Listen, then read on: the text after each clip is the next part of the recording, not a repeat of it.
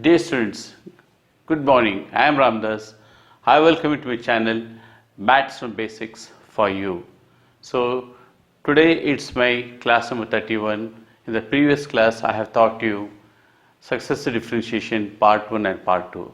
I hope by now you should be well versed with Successive Differentiation and previous chapters too. So today let's start with a new topic, that is nth derivative, because I had a plans to start with partial differentiation, but since successive differentiation is directly linked with nth derivative, I thought let me finish nth derivative and then go to partial differentiation. So please try to adjust with this, no issues.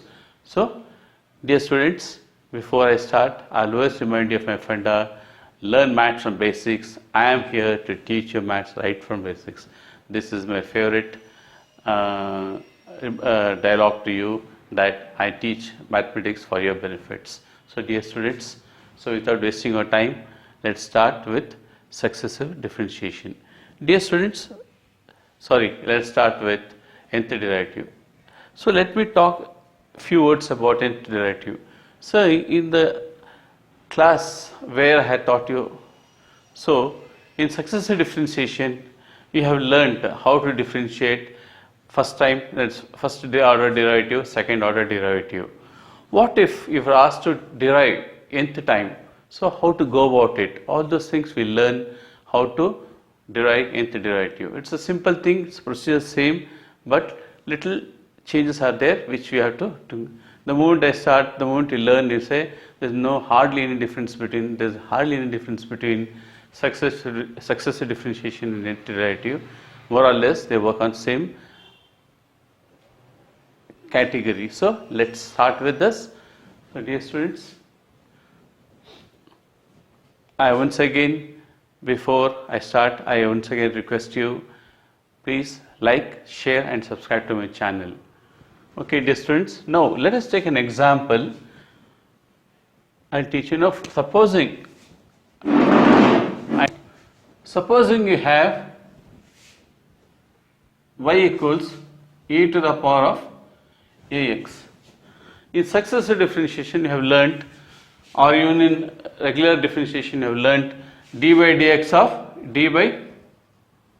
of y equals to what? That is d by dx of e to the power of ax, right? What will be this? What will be the solution for this?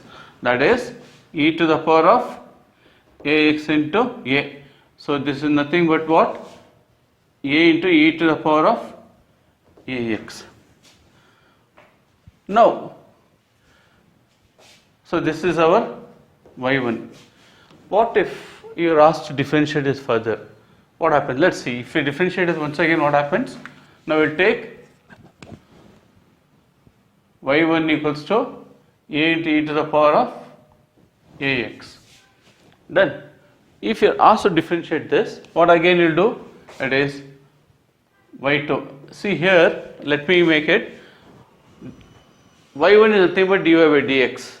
y2 is d square y by dx square. And d cube y by dx cube. So it goes on. So we have y1. y1 is dy by dx. y2 is d square y by dx.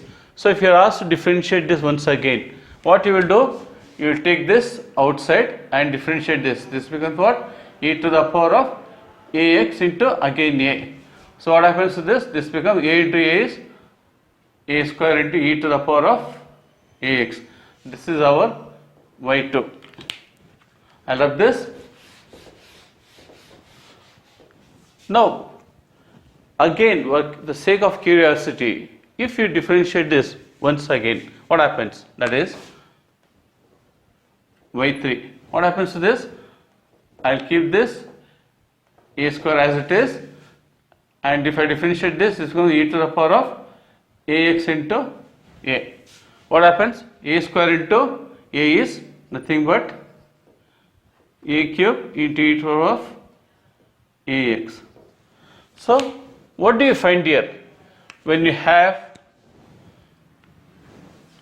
and y equals e to the power of ax.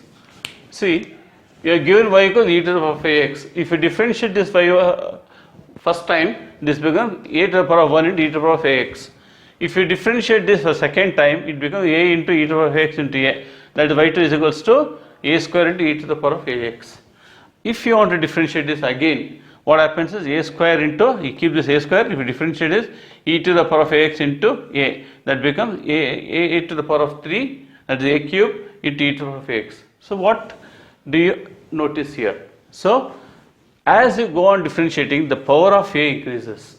So as long as you keep on increasing, the power of a increases. Finally, what happens if you differentiate for the nth time? We denote this y suffix n. So this is nth derivative of y. What happens to this? Finally, this becomes a to the power of n into e to the power of ax. This is the nth derivative of y equals e to the power of ax. This is how you have to find out what is the nth derivative of a given function. So what we'll do without wasting our time, let us take some problems and try to complete nth derivative in single shot. I'll try my level best to complete this nth derivative in one class itself. Let's not go for part 2 or part 3 because there are a lot of portions I have to complete. So we'll start with the same problem once again and how to adopt the procedures, right? The steps involved in this. So just for the illustration's sake, I have done haphazardly, manage it. Let's see how to go about this.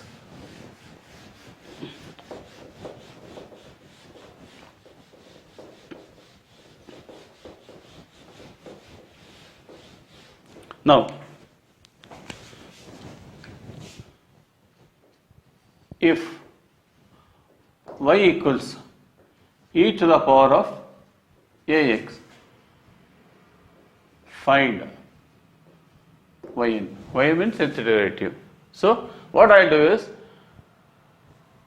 by differentiating with respect to x, what happens here? Dy on the left hand side, d by dx of y equals to d by dx of e to the power of ax. So you are going to start differentiation, that's what it means. So if you differentiate dy dx of y is y1. y1 equals to what? E to the power of ax into a. That is nothing but a into e to the power of ax. Now y2 equals to what? D by dx of y1. y2 is nothing but d by dx of y1, which is nothing but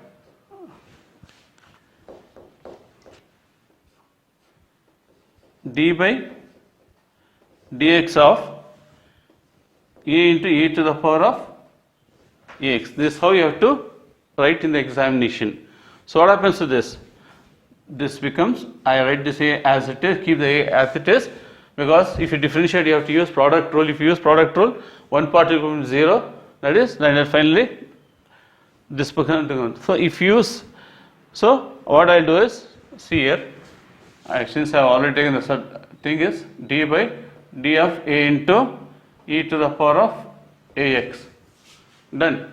So anyways, since I have already told you, if I take a to the power of ax, this doesn't look like a, it looks like 9. So supposing I write this, what happens here? U by v, that is, I keep a as it is, d by dx of e to the power of ax plus e to the power of ax into d by dx of a. So this is nothing but a into e to the power of ax plus e to the power of ax into d by dx of constant is 0. So this becomes 0. 0 into anything is 0. So only we left with a to the power of e. That's why, because I already told you use product rule, that's why I shown you. So this part we neglect it, straight away take a outside. E to the power of ax, what happens? y1, that is e to the power of ax into a. That is nothing but what? This is nothing but a square into, this is our y2 e to the power ax into, okay, is it visible there?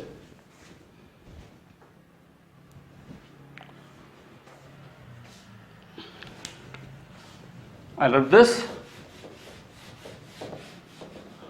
Now y2, for the sake of curiosity, just to show you what happens if you differentiate y3, that is third order derivative, fourth order derivative, and finally we will reach nth derivative. So I will show you two more values so that you will be aware what happens if you continue to differentiate this with respect to x again and again. So that means to say, if you go on differentiating successively, what happens? So now y3, what is y3? Now y3 equals to d by dx of y2, that is nothing but d by, that is nothing but d by dx of y2, that is nothing, what is this? y2, that is d by, that is d by dx of a square into e to the power of ax. What happens to this? I take a constant outside, so constant outside becomes e to the power of ax into a, that becomes a to the power of 3 into e to the power of ax. And one more times I will differentiate it, finally we will go for nth derivative. So now, so this is what our y3. Now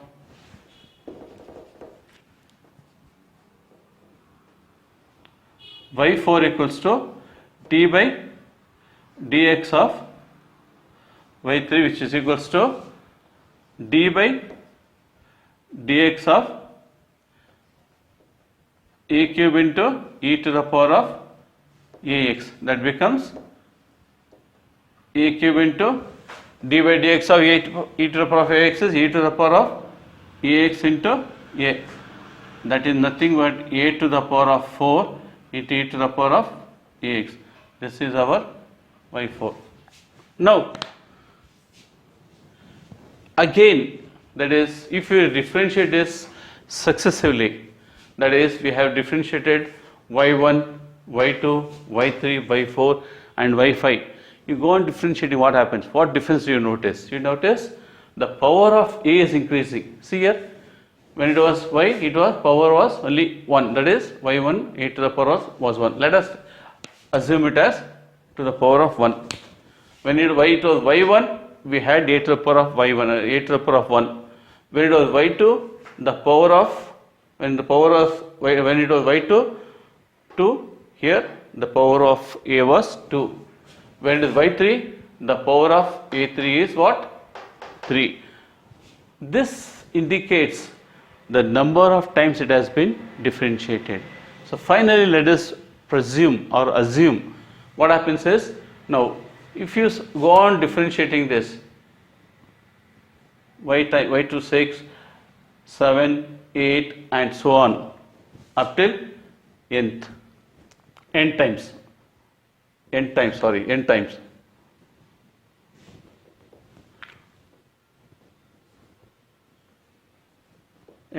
what happens? That is called nth derivative, and let us see what happens to yn. Now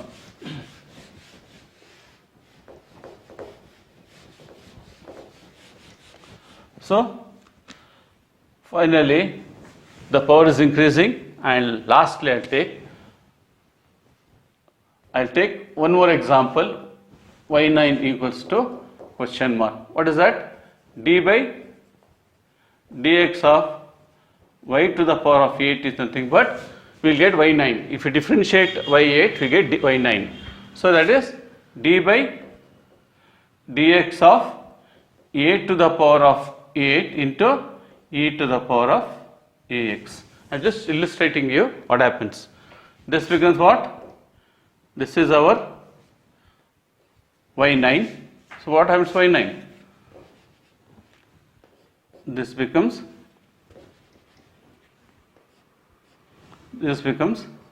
a to the power of 8 into e to the power of ax into a, that is equals to a to the power of 9 into e to the power of ax. So as long as you go on differentiating this, only the value of the power of a increases. Finally, if we differentiate, I rub this,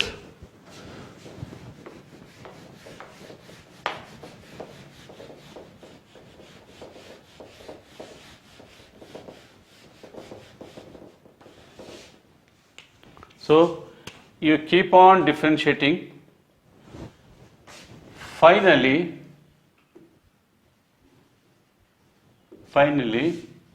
if we differentiate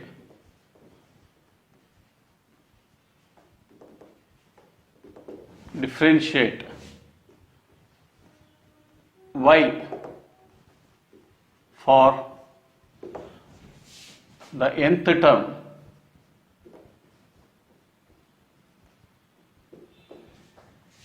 we get, that is yn equals to a to the power of n into e to the power of ax. This is the answer. So I love this, pink is not bright. So that is y suffix n is e to the power of a to the power of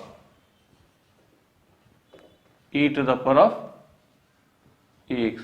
This is the nth derivative of e to the power of ax. So it means to say that if you differentiate any value for the nth time, the standard result which occurs out of differentiating nth time, the n number of times, you get. Okay students, am I clear now? So let's go for our second problem and we'll learn. Now we'll think about one more problem. One more example. Dear students, we have a problem y equals a to the power of mx. Find nth derivative of that. So here, if you can recall what I taught you, d by dx of a to the power of x, we have to use that concept to solve this problem. Now let me remind you of my formula. That is, we know that d by dx of a to the power of x is what? That is a to the power of x into log a to base c, isn't it? So this y equals a to the power of mx, quite or less it belongs to the same family.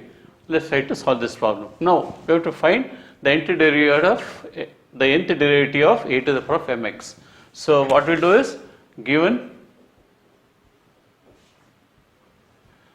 y equals a to the power of mx, that is by differentiating with respect to x,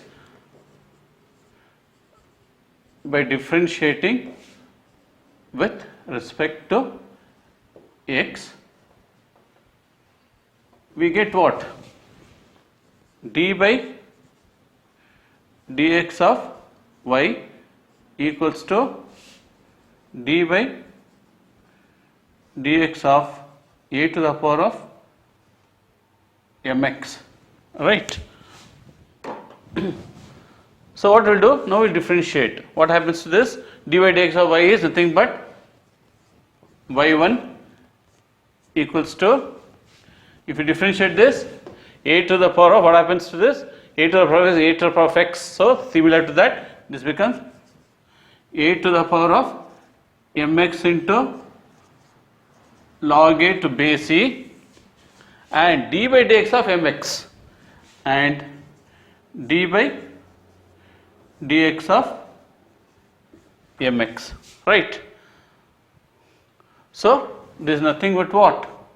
This is nothing but m into log a to base c, a to the power of mx. Okay. What I'll do now, y1 is what? M into log a to base c into a to the power of, into a to the power of mx. Now what I'll do, I'll differentiate this once again. What happens is, now by differentiating again with respect to x. So what happens to y2? This y1 becomes y2. This equals to m into log a to base c into d by, I write a bracket here, that is d by dx of a to the power of mx. Done. So what happens to this? This becomes what?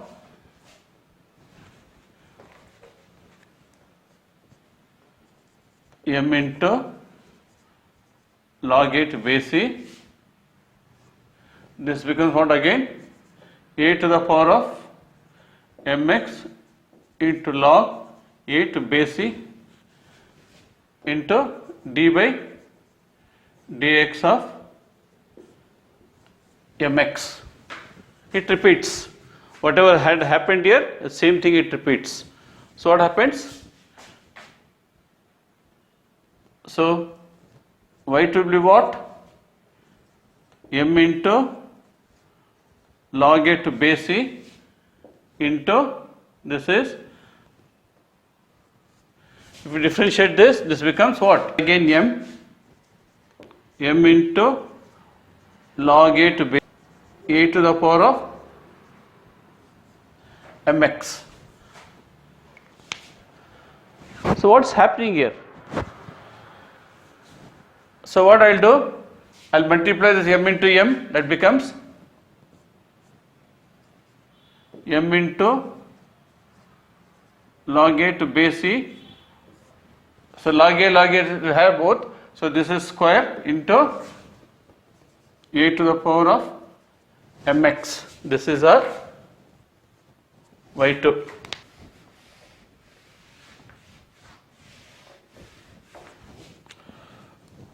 See, y1 was m into log a into a to the power of mx. y2 is m into log a, the whole square to the power of mx. So if you want, you can add a bracket here. To the power 1 I write it. Okay. So now similarly, this is a sign for similarly. Okay, instead of writing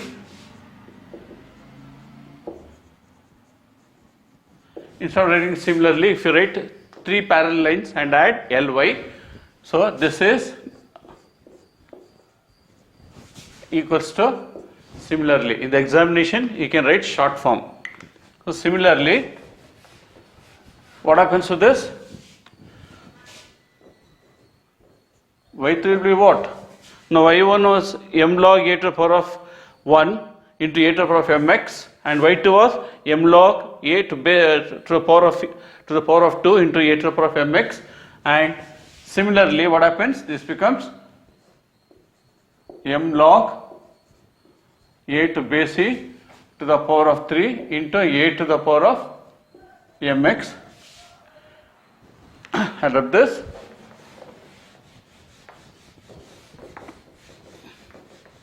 and this case follows. We'll take one more value, that is y to the power of 9. If you take, what happens? This becomes m log a to base c to the power of 9 into a to the power of mx. Therefore, considering this pattern, what is happening here? So y1, y2, y3, y3, y4, so on, y9. So you can come to a conclusion y to the power of n into is equals to d to the power of n into a to the power of mx is equals to m log a to base e to the power of n. I'll rub this to n into a to the power of mx. This is the final answer. So if you want to find the nth derivative of y equals a to the power of mx, the answer is finally yn is equals to what?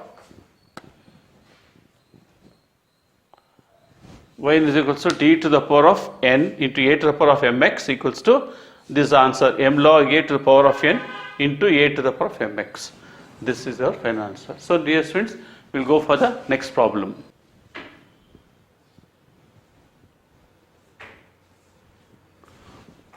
So dear students, we have one more problem, y equals ax plus b to the power of m. So how to solve this? It is nothing but x to the power of n type only. We have done this problem earlier, but we had limited ourselves only to y1. So let us see what happens to this if we differentiate this for the nth time. So we will show 2 or 3 values and finally we will come to a conclusion. Hence the nth value of the particular problem is so and so. Okay dear students, we shall go about this. So here, so by differentiating with respect to x, what happens here? That is y1 equals to d by dx of ax plus b to the power of m. What is this? D by dx of x to the power of n is what? N into x to the power of n minus 1, isn't it?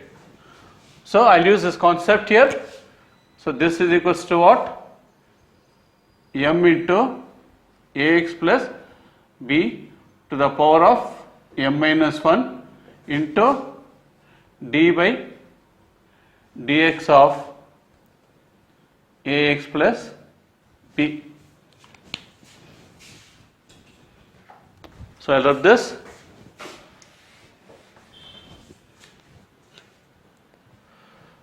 So this is equals to what?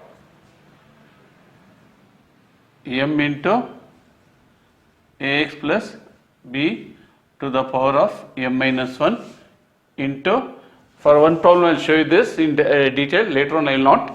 So this will be d by dx of, I will take this a outside, I will take this a outside, a into d by dx of x plus d by dx of b. Done. So you know d by dx of a constant is 0, this is 0. So d by dx of x is 1. So what happens to this? This becomes m into ax plus b to the power of m minus 1 into a. So anyway, this is 0, I will rub this because I need space, I will rub this. So what I will do?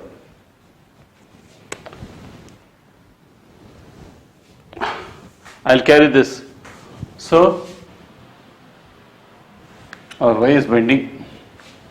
So y1 equals to m into ax plus b to the power of m minus 1 into a. Done. So what happens here? Now let us differentiate this for second time. This is y1. Let's see what happens if we differentiate it again by differentiating again. So this is y2 will be what? I take this m outside. So this becomes what? M minus 1 into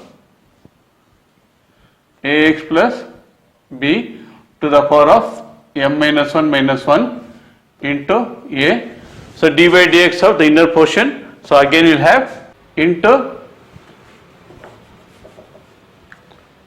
a into d by dx of ax plus b and close the bracket. So this becomes what? This is y3. Yeah, y3. So now we will find out what happens to y3. So I take this 2 outside. This is m into m minus 1. So we have minus 2, that is m minus 2 into ax plus b to the power of m minus 2 minus 1 into a square into d by dx of ax plus b, isn't it? What happens to this? This is y3 equals to, I take out this m into m minus 1 m minus 2. So this becomes ax plus b to the power of m minus 3 into a cube. I rub this.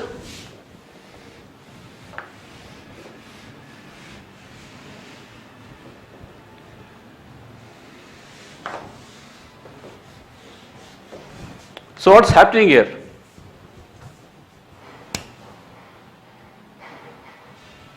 What's happening?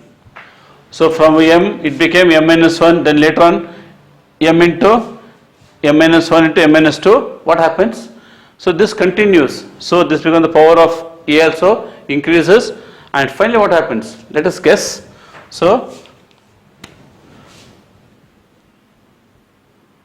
that is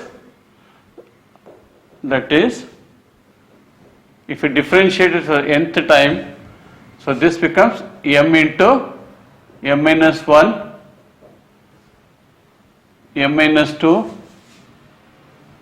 into m minus 3. It continues. I rub this.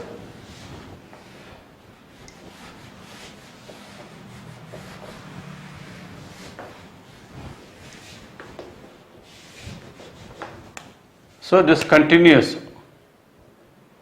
up till when? So up till m minus n minus 1 times into ax plus b to the power of m minus n into a to the power of n. I rub this.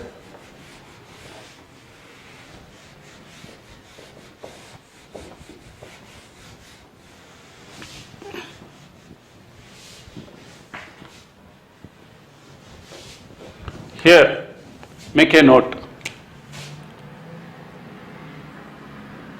Note. Here, m should be a positive integer.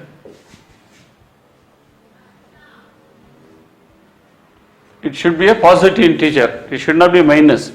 M should be a positive integer and m should be greater than n.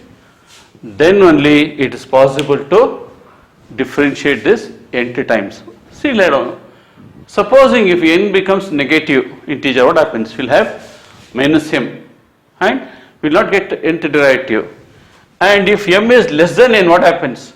Again we'll get minus value. So in nth derivative we will not be getting negative values. So Dear students, this is all about nth derivative of y equals ax plus b to the power of m. So, we will go for the next problem.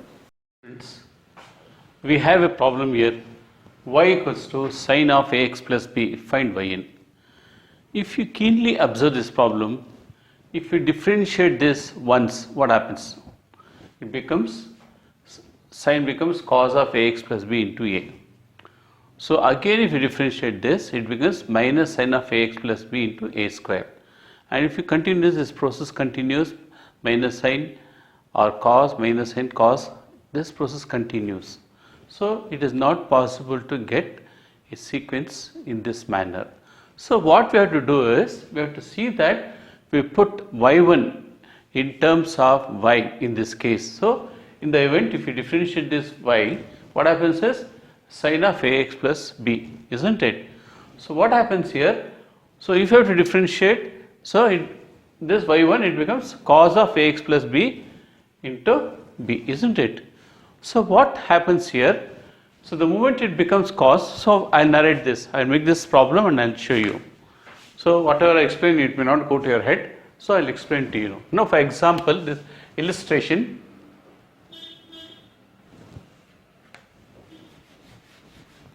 this is an illustration.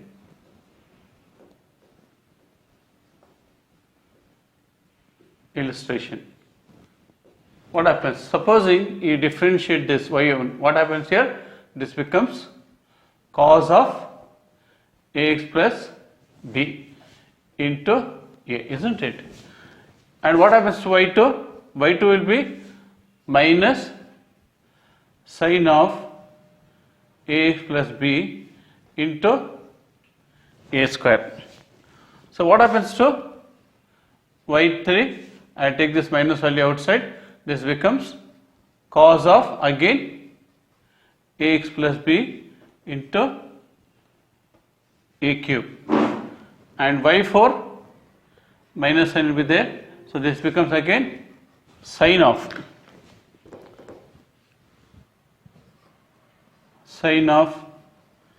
ax plus b into a to the power of 4. What's happening here? So this keeps on repeating. So what's happening? So here we got a1, a2, a3, a4 and so on. So finally minus becomes plus. We have got same value as is. So it means to say that we have not got a regular pattern to bring it to y1, because this continues till infinity. So we have to use a technique so that this y1, y2, this y1 has become cos now, isn't it? I should express this in the terms of sine itself. How can I do that? We know that cos theta equals to what? Sine of pi by 2 plus theta. If you want to convert cos theta in terms of sine theta, you will add sine of 90 plus theta. Pi by 2 is nothing but 90 plus theta. So cos becomes 90 plus the sine of 90 plus theta. So this is how we repeatedly will go on changing the values of whenever we get cos theta, we will try to replace that with sine of. So we will try to do this, and it is possible to get a pattern out of this. So let's differentiate this with the technique called trigonometric allied angles formula. So what it is, I'll teach you. I love this. Add a note. The successive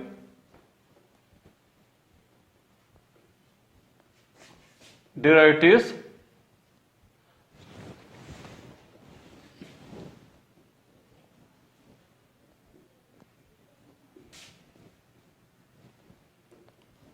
will be minus a square of sine ax plus b, comma, minus a cube sine of ax plus b,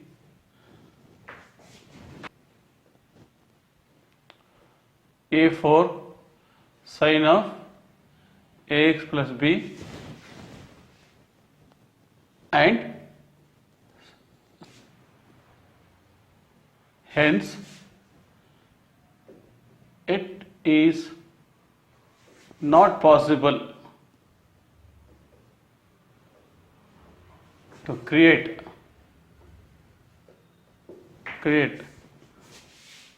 sequence in this manner.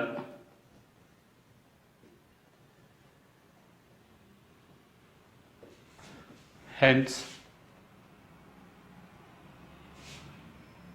we are required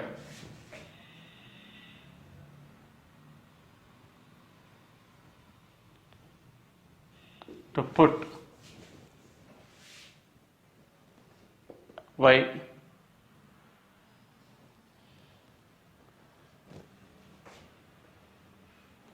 similar to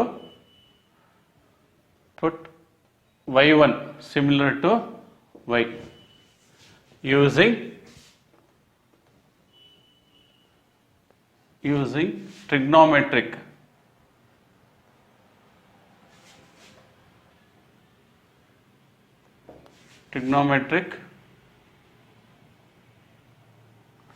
allied angles.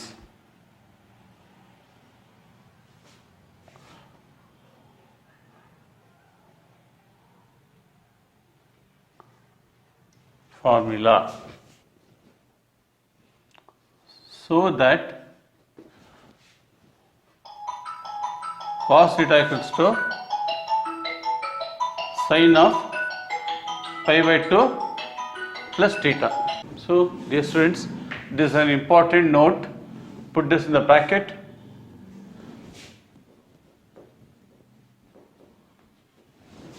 So, I explained to you whatever I have shown you, that is y1, y2, y3, y4, whatever you differentiated, you have observed minus sine square to begin with, again a cube and plus, we got everything, and the process continues. So, in order to see that we develop a similar pattern, we have to adopt trigonometric allied angle formula. What it is? That is cos theta equals sin pi by 2 plus theta. So, what does it say? The successive derivatives will be minus a square, that is y2, that is y3, y4, so on and so on. Hence, it is not possible to create a sequence in this manner, isn't it? Because it keeps repeating by itself. So, you cannot get a regular pattern, you cannot achieve nth derivative. So, hence we are required to put y1 similar to y, similar to y. What is that? You get y, what is in terms of cos theta, that is y1 will be what is that? Y1 will be cos ax plus b into a. So, in order to bring back to into cos sin theta in the sine form, make it add sin theta equals to pi by 2. I am going to teach you and doing the problem. So, hence we are to similar to y. So, bring this y1 in terms of y itself by adding pi by 2 plus ax plus b. So, again it becomes sine. So, I will show you how to go about it. y1 in terms of y similar to y using trigonometric allied angle formula, so that cos theta equals to sine of pi by 2 plus theta. Understood, dear student? So, we will solve this problem, one or two problems, then you will understand.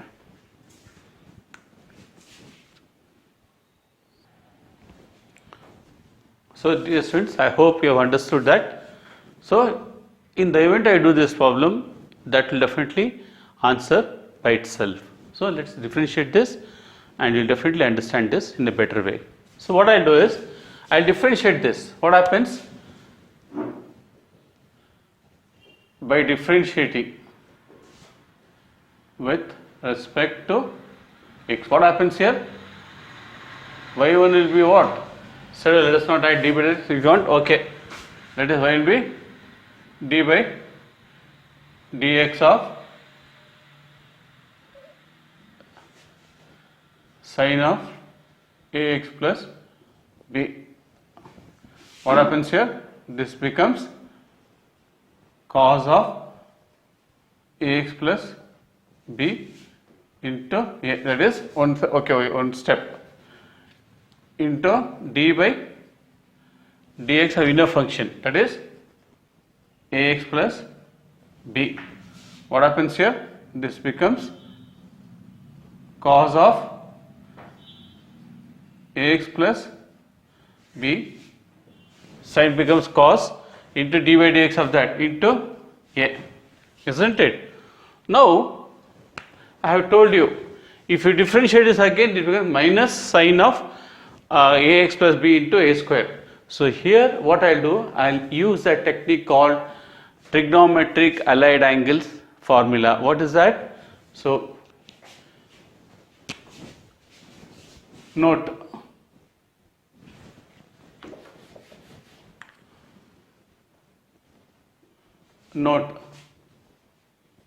cos theta equals to sine of pi by 2 plus theta. So what I'll do is, I'll change this to in terms of sine theta. So this is our y1, that is nothing but y1 equals to what?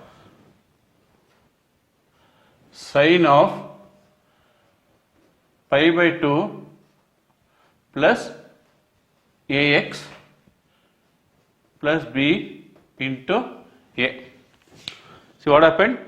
Cos has turned into sine of by adding this pi by 2 plus as usual ax plus b. Done. So now what about y2? We'll differentiate this. What will happen to y2? Y2 will be cos of pi by 2 plus ax plus b into, you have one a, again you d by dx of this inner portion, so both these constants will be 0, and here you have one a, so this becomes a square. Understood? So as usual this a is there, d by dx of the inner function, so d by dx pi by 2 is 0, d by dx of a by x is a, and d by dx of b is 0, so finally we left with 1a. This a into this a becomes, this a into this a becomes a square. Okay, if you want, I'll do it once again, that is d by dx of pi by 2 plus ax plus b, that is nothing but d by dx of pi by 2 plus a, I take it outside, d by dx of x plus d by dx of b. What happens here? This is a constant, this becomes 0, and this also a constant, it becomes 0, and this is only a, since d by dx of x is 1, so 1, so that a into this a becomes a square. Okay students?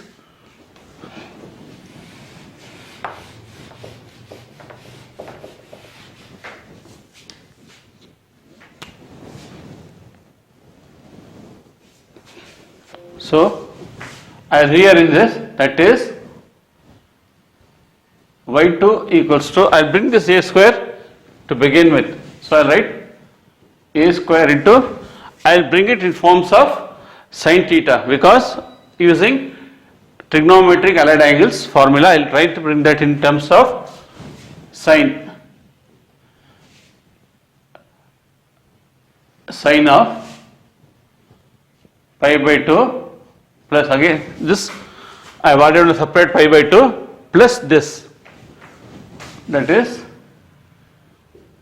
pi by 2 plus ax plus b.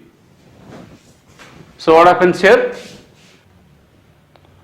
y2 equals a square into sine of pi by 2 plus pi by 2 will be 2 pi by 2, 2 pi by 2 plus ax plus b. What about y3? y3 will be a cube sine of pi by 2 plus 2 pi by 2 plus ax plus b. So pi by 2 plus 2 pi by 2 3 pi by 2, that is equals to a cube into sine of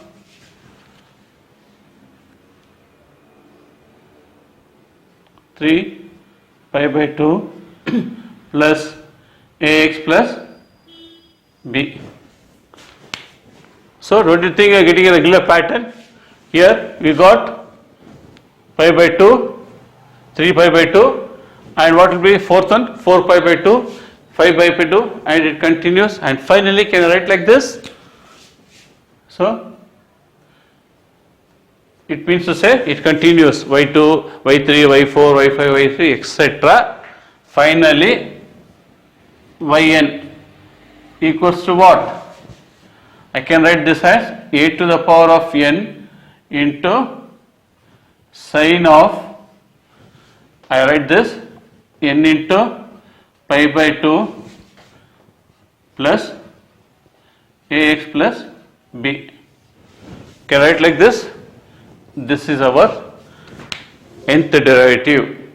So dear students, this is how we have to find the nth derivative for the given function y equals sine of ax plus b.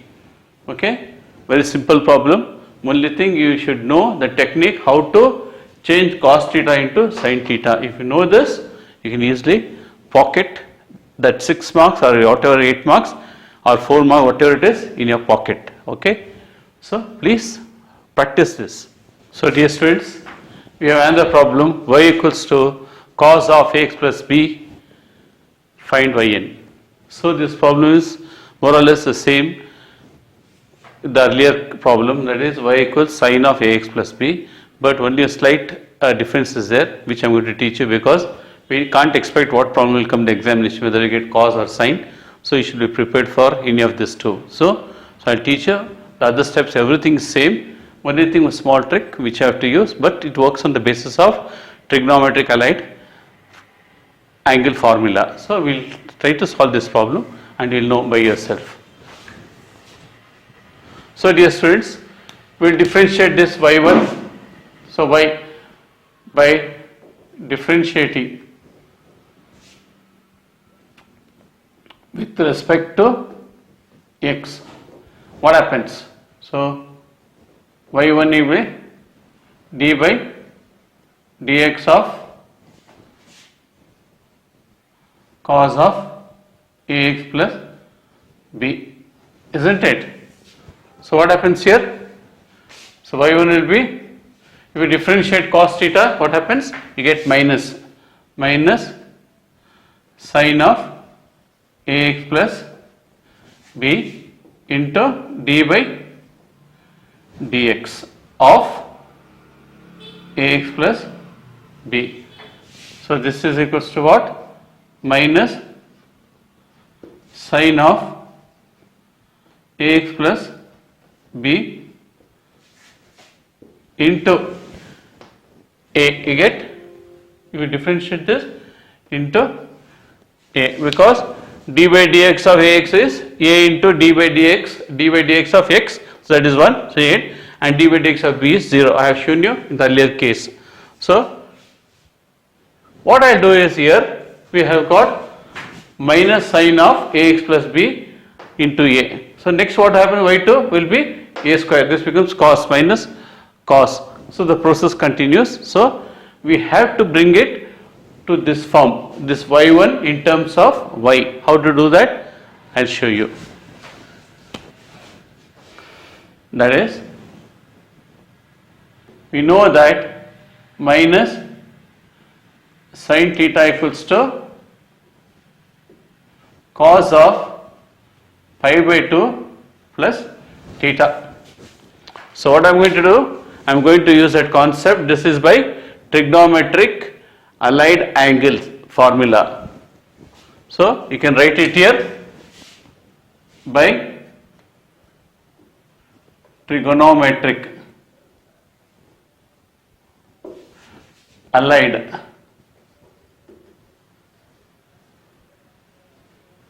angle. So all these things I will teach you when I am handling trigonometry. You will learn this. So presently you know this much which is required for this problem.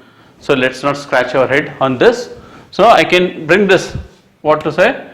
This becomes what?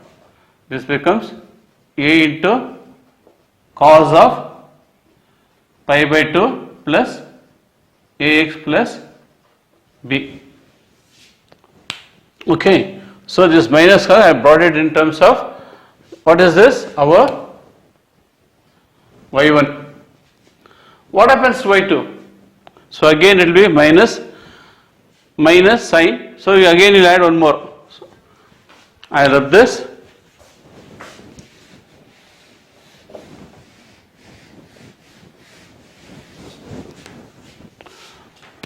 Now y2 will be what? Minus a into sine of pi by 2 plus ax plus b into a, isn't it? So this a into this a becomes a square. So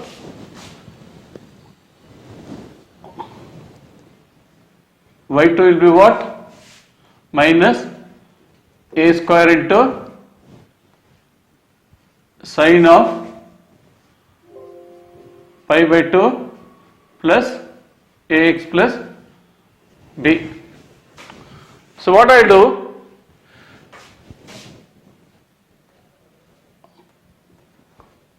y2 equals to a square cos of pi by 2 plus pi by 2 plus ax plus b. I have added one more pi by 2 to bring the sign into cos. So minus sign goes off. So what happens here? This becomes a square into cos of pi by 2 plus pi by 2 is 2 pi by 2 plus ax plus b. So this process continues. I will do everything. Instead of that, I will write similarly y3 will be what? A cube cos of 3 pi by 2 plus ax plus b. y4 will be a to the power of 4 cos of 4 pi by 2 plus ax plus b. Finally, yn will be what? A to the power of n, a to the power of n cos of n pi by 2 plus ax plus b. This is the required answer.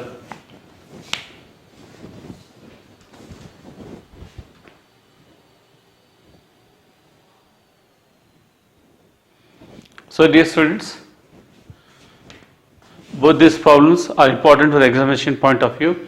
Any of them can come depending upon an examiner's mind. So get prepared. We have one more problem. If y equals e to the power of ax cos of bx plus c, find yn. So it is a very simple problem, but we have to use some technique which I am going to teach you. So in the event if you don't use that concept, you will go on differentiating, there won't be end for this. So in order to find a regular pattern, we have to adopt certain techniques which I am going to show you. So let's differentiate for the first time. What I do is differentiate with respect to x.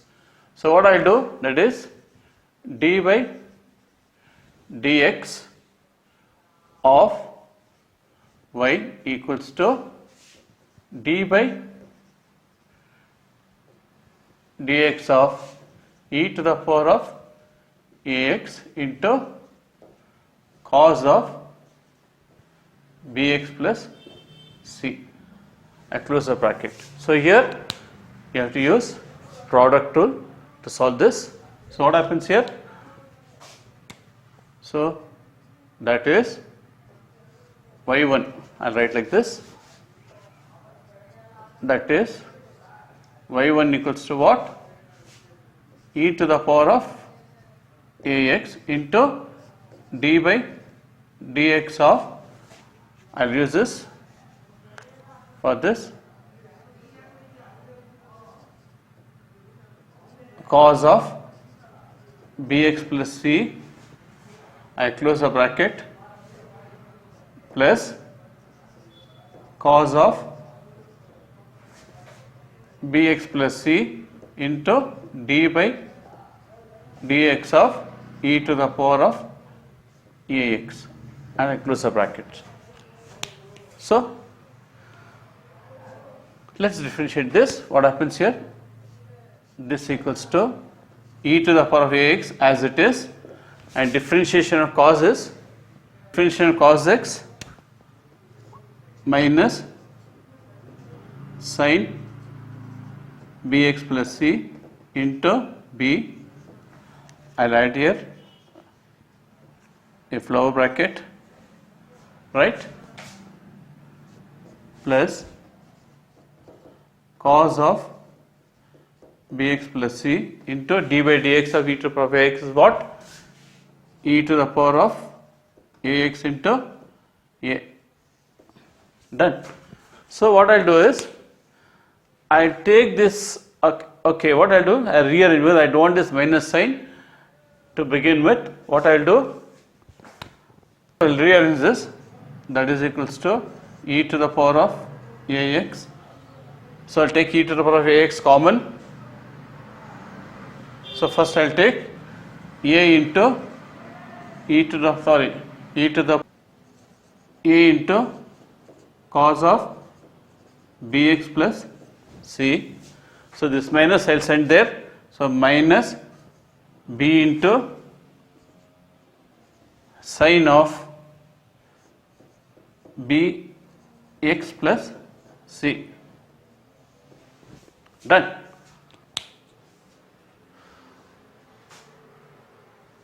I rub this.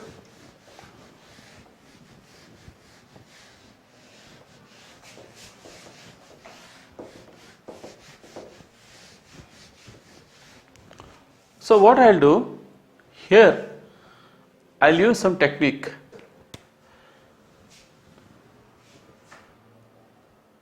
Put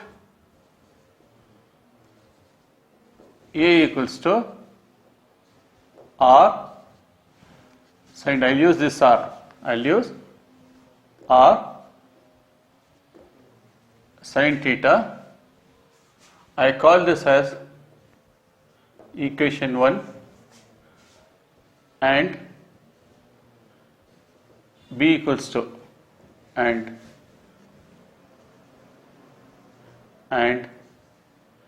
b equals to r cos theta. This will be our equation 2. So if I square this, what happens? By squaring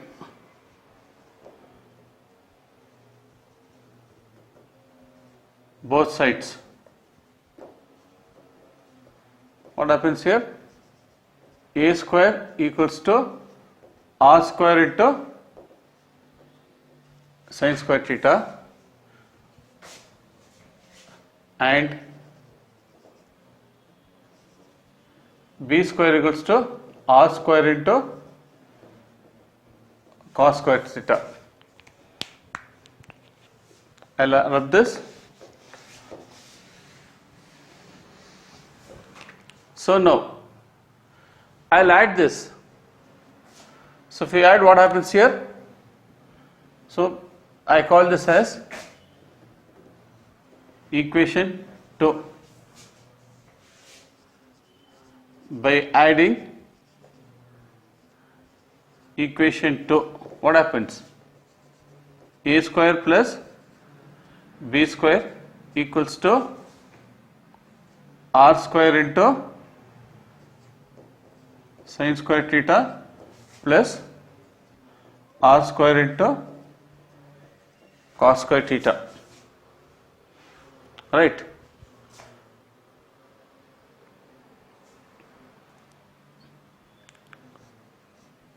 What I'll do, a square plus b square equals to, I take r square common, so this become sin square theta plus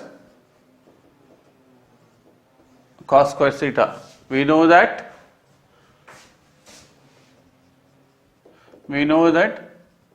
sin square theta plus cos square theta equals to 1. So what has happened here? I have taken a equals r cos theta, r sin theta, and b equals r cos theta. So I'll square both sides. So here a square equals r square sin square theta and b square into r square cos square theta, right? So what I'll do, I'll add equation 2. If this is equation 2, what happens on the left hand side?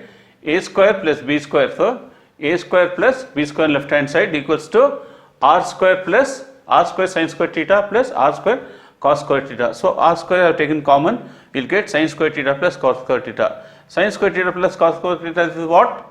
1. So I'll rub this y1.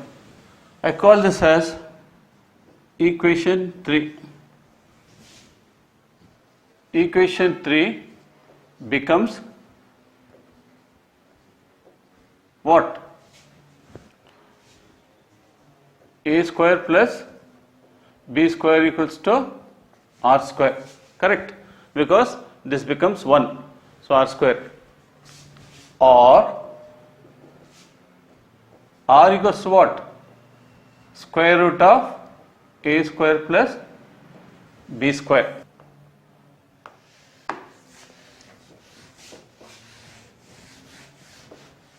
I'll rub this also.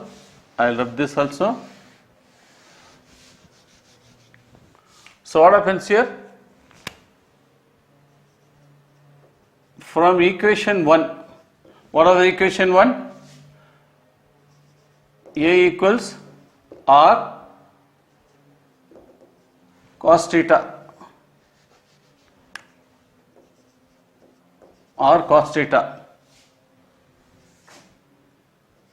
and b equals r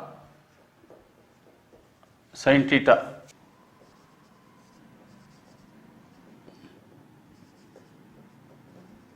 Dividing, what happens here? So b equals to r sin theta and a equals r cos theta. I'll rub this also.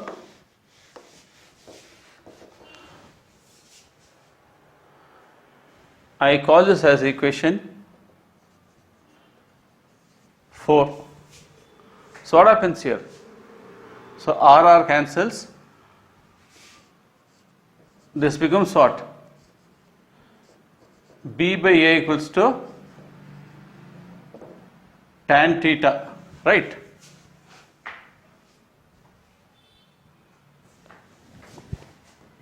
I'll write this, or tan theta equals to what? B by A, or theta equals to tan inverse of B by A.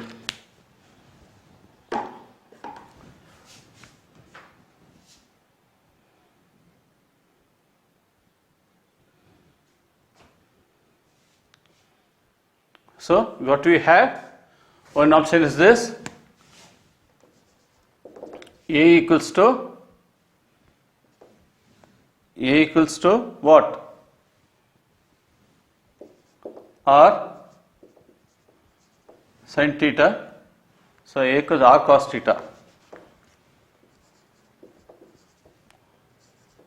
B equals to R sin theta.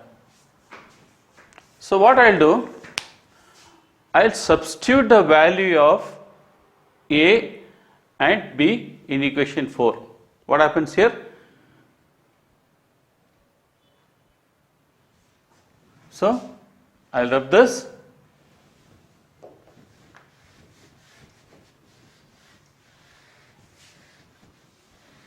and R equals to square root of A square plus B square. Remember these values.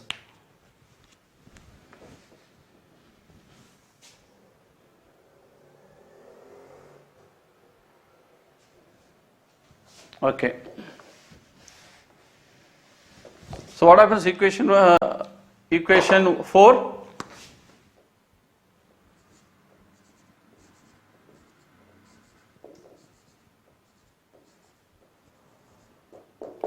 Substituting the values of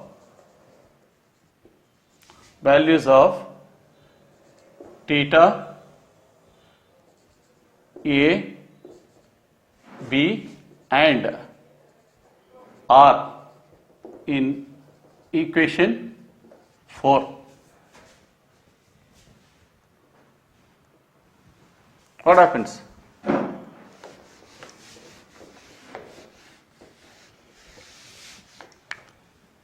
That is y1 equals to e to the power of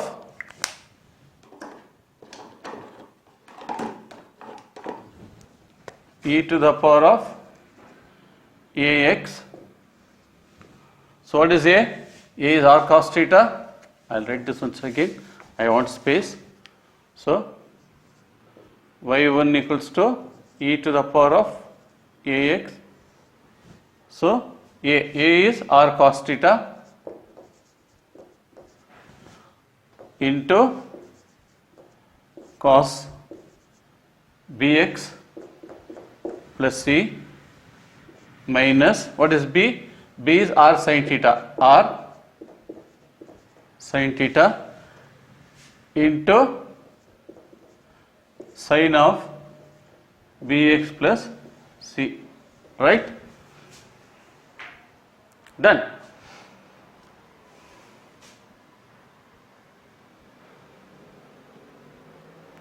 So what I'll do, I'll take this R common. y1 equals to R into e to the power of ax common. So this becomes cos theta into cos of bx plus c minus sin theta into sin of bx plus c.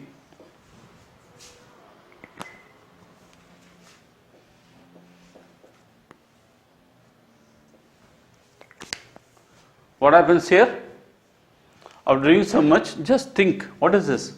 Cos A, cos B minus sin A, sin B.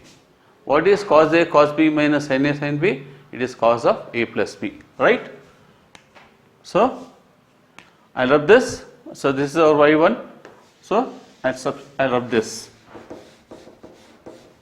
So can I write like this? y1 equals to R into e to the power of ax. So this is nothing but cos of bx plus c plus theta, since cos A, cos B minus, I write down because I write here on step because it will not follow. So I call this as equation 5. Equation 5 is of the form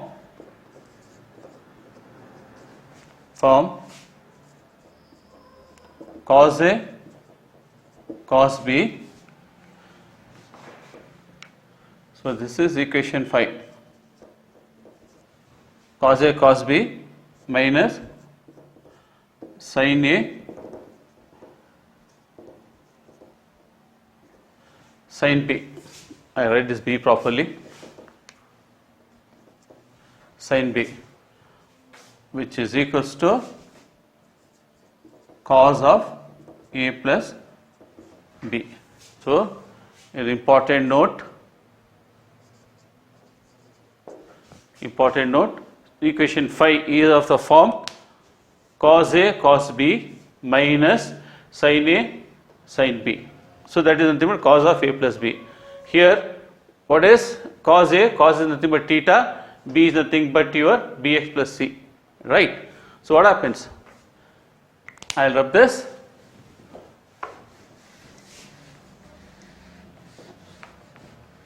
I will rub this too.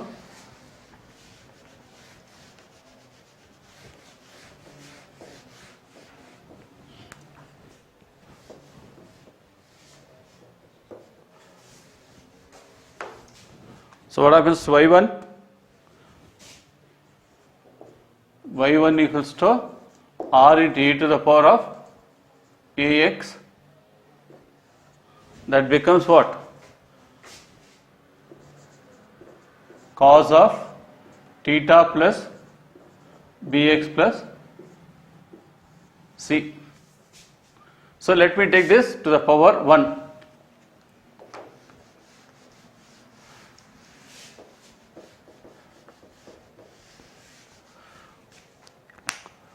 What if I differentiate this once again with respect to x? What happens? Here the value of r becomes r square, and here theta will become 1 theta, that will become 2 theta. Now it is, let us assume that this is 1 theta. Okay. So similarly y2 will be what? R square into e to the power of ax into cos of 2 theta plus bx plus c. I love this.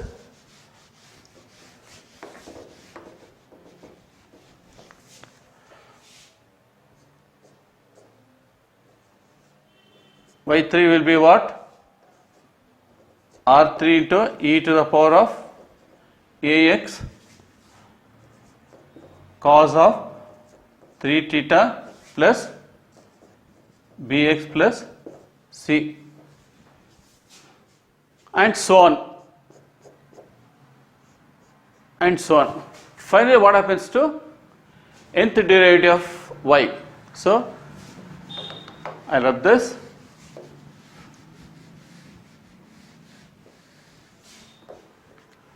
Finally, yn will be what? R to the power of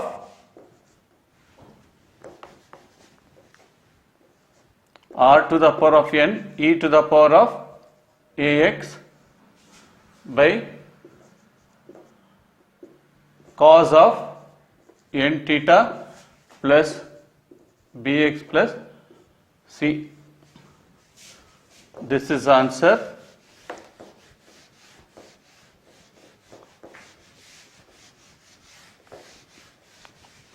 Where what is r? Where r equals to square root of a square plus b square. What is theta? Theta will be tan inverse of b by a, isn't it? What happens here? By substituting the values of r and, so that is yn will be what? What is r? That is nothing but a square plus b square whole to the power of n into e to the power of ax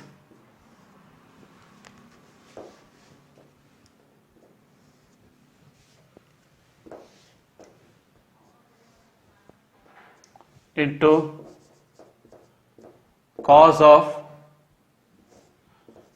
n. N is into theta. What is theta? Theta is tan inverse of b by a plus bx plus c. This is nothing but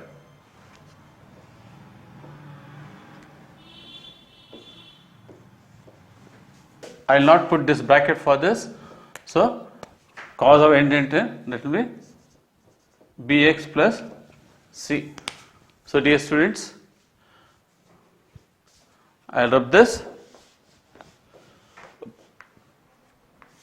Therefore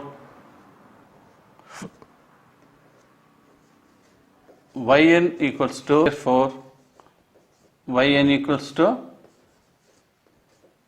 dn of e to the power of ax into cos of bx plus c equals to what? A square plus b square to the power of n into e to the power of ax. So this becomes what? Cos of into n into tan inverse of b by a plus bx plus c. This is the answer.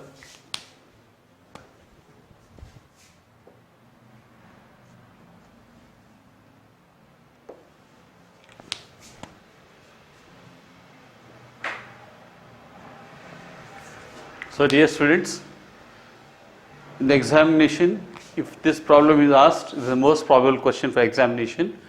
If this question is asked in the examination, you have to follow the steps and complete a problem. So this will fetch you 6 marks or maximum. Dear students, we have a problem.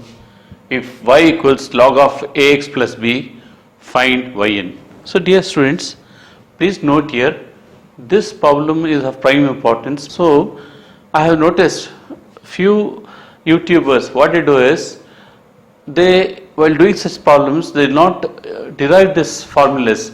They just give the ready reckoner. They just as per this ready reckoner. If you solve this, I am going to show you where exactly they use ready reckoner and how they skip the actual topic. But here I don't want that happen with you. I want you to know how we have got that particular formula, because we will derive that in the event, in the examination, when doing such problems. If you forget a formula, we will be able to recollect this formula, because few steps, or 6 or 7 steps here, we can recollect the formulas. Again, you can use it for examination point of view. So let us not neglect such problems, because this is going to give you a lead for all your questions. That is when attending to problems. So let's not ignore this. We will try to learn how we get a formula. When you find the nth derivative, what exactly you are going to get, we will try to find out. So let's solve this problem. I will show you later. So now, dear students, if you differentiate this, what happens? y1, that is d by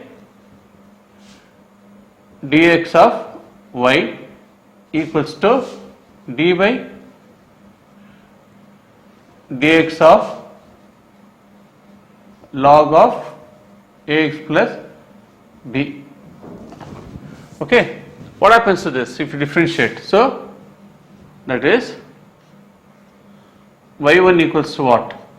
So log of anything is 1 by whatever is the value they are given. Log x is 1 by x, so log of this is nothing but this, that is 1 by ax plus b into d by dx of ax plus b. What happens to this? Y1 equals to 1 by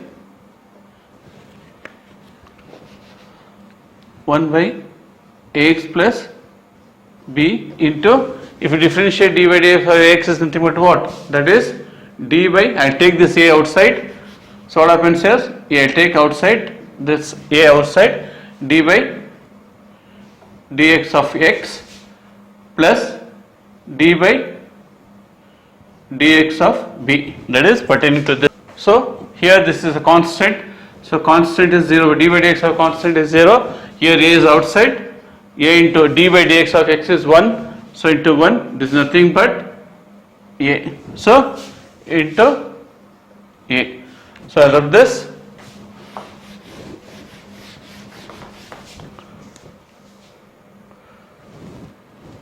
so what I will do is, this can be referred as what? A into ax plus b to the power of minus 1. This is our y1. Done. I am going to bring this ax plus b to the numerator. So the power this becomes minus 1. So now it is, let us assume, to the power 1.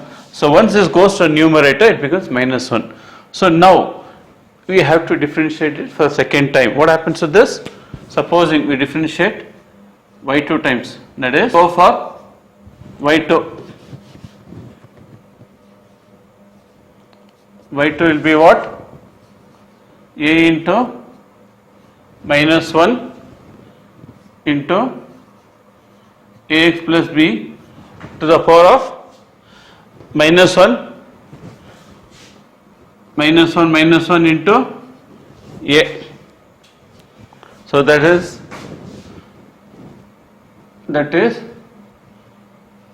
y2 will be what? A into a is a square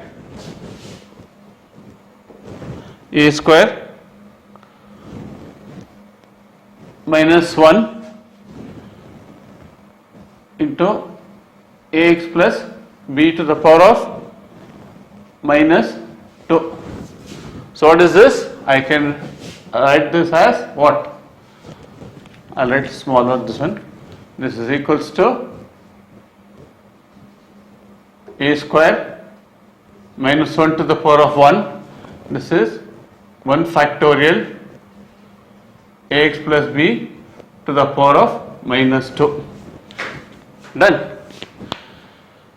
Now what I will do? I will differentiate this for the third time, that is third order derivative. What is that? Now y3 will be what? Y3 will be, that is a square into minus 1 into minus 2 into ax plus b to the power of minus 2 minus 1 is minus 3, okay, into a, that is nothing but a cube, that is a cube into minus 1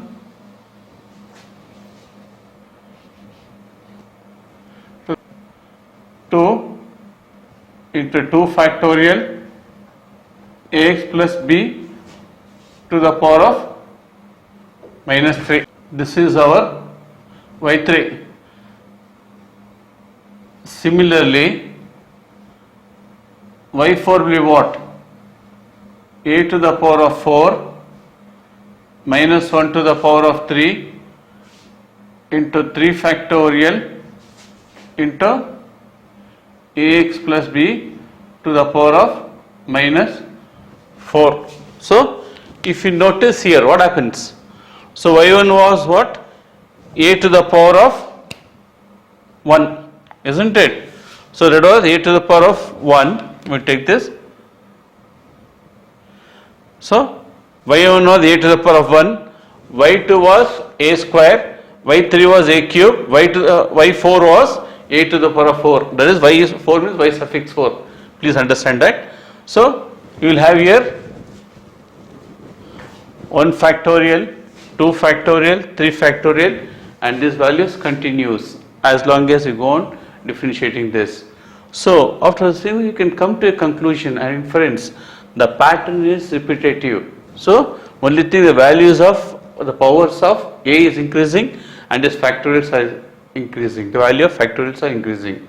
So you can come to a conclusion. What will be the value of yn? So what happens here?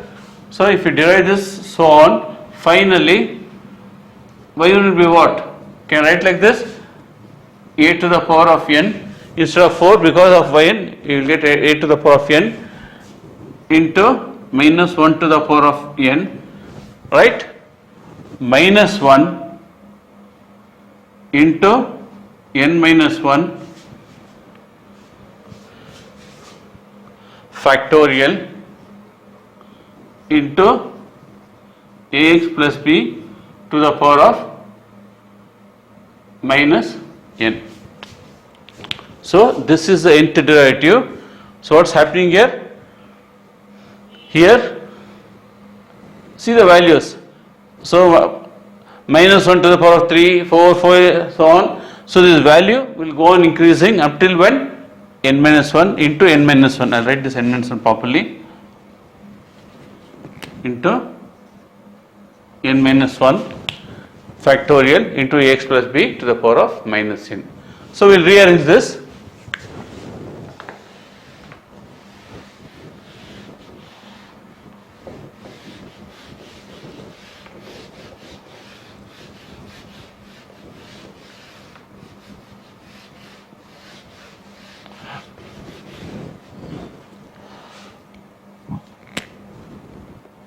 That is,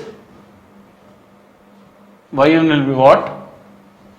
A to the power of n into minus 1 to the power of n minus 1 into n minus 1 factorial into ax plus b to the power of minus n. Okay. Now we will rearrange this. The same thing I have noted down. So we will give a proper shape for this. So how?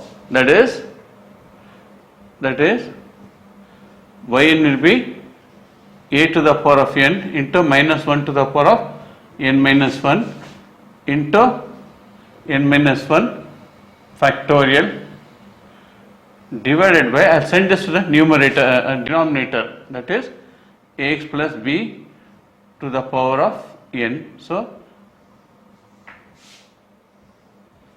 this is the nth derivative for y equals log of ax plus b.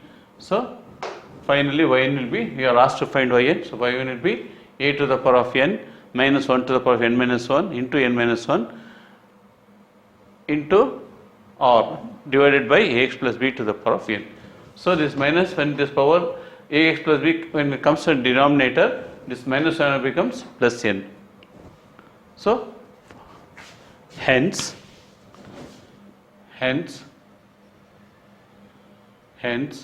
that is yn will be what? Yn will be d to the power of n, that is log of ax plus b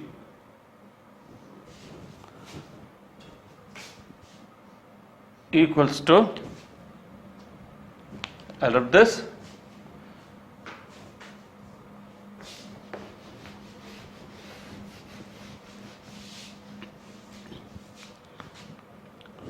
equals to what? A to the power of n into minus 1 to the power of n minus 1 into n minus 1 factorial divided by ax plus b to the power of n. This is a required result.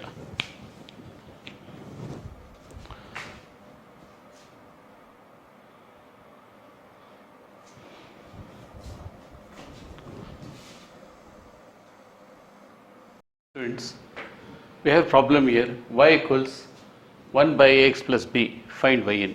So dear students, so this problem looks very simple, it is simple, but its application is very important. The nth derivative of this is very important because we are going to apply this to other problems when you are dealing with some complicated problems. I have seen some YouTubers and they may not show what, or they may not derive what I am going to derive now. They'll say, they'll refer the ready reckoner. So the nth derivative of log of ax plus b equals to so and so. So that is not the way. What I am trying to teach you is, you should know how to differentiate, how to derive of formulas, because that is important. Even if you forget how to remember the formula, it's difficult. Sometimes you may forget in the examination. At that point of time, just 4 or 5 steps, if you work it out, you will get the formula for nth derivative of this. So very simple. Without wasting our time, let's do this. And the previous problem also, that is log of ax plus b, that's also equally important. So those two will give you the formula for which is required for next complicated problems. So learn this and try to memorize these formulas. So don't refer ready reckoners, you have to learn this. So let's start. So dear students, I remember I have done some problems on this in the initial stages, that is d by dx of ax plus b to the power of n, or d by dx of 1 by ax plus b to the power of n in the initial stages. But that is not sufficient. We are going to differentiate it for the nth term, so nth times. So what we will do, as it is not possible to differentiate, let us bring it to standard form. What it is, I will say, that is y equals what? I will write ax plus b to the power of minus 1. So what I have done, whatever was in the new denominator, I have sent it to the numerator. So once you send it to the numerator, it becomes minus 1. Now you can differentiate this because this is of the standard form. So what about the differentiation of this? So this is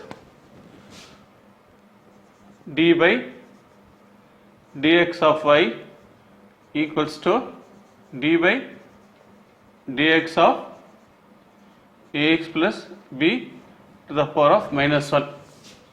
So that is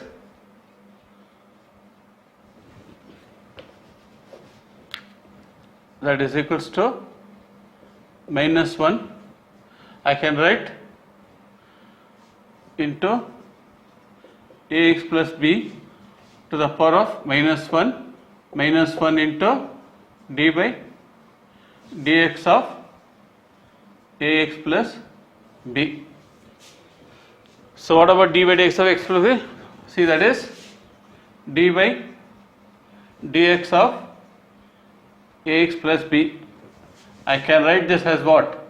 A into d by dx of x plus d by dx of b.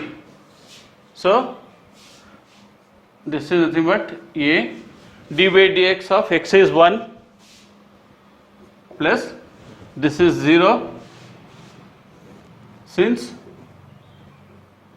d by dx of constant is equals to 0, right? I have taught in the first class formula, that is you have to remember the formulas. If you don't remember, please go back to my class number 1, you will get a list of formulas, know that. So this is equals to what? Finally d by dx of ax plus b equals to a, remember this. So I will rub this, so make a note of this.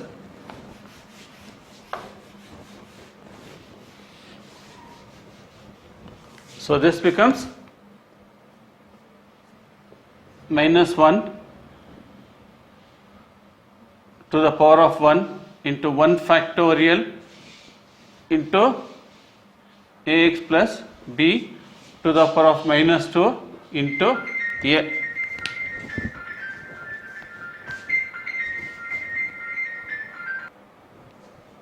So dear students, so d by dx y, sorry, this is y1, again this is y1. Now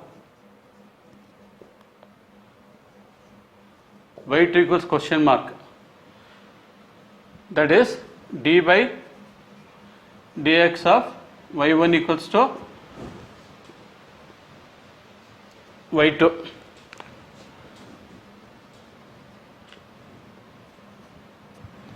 So we have to differentiate y1 once again to get y2.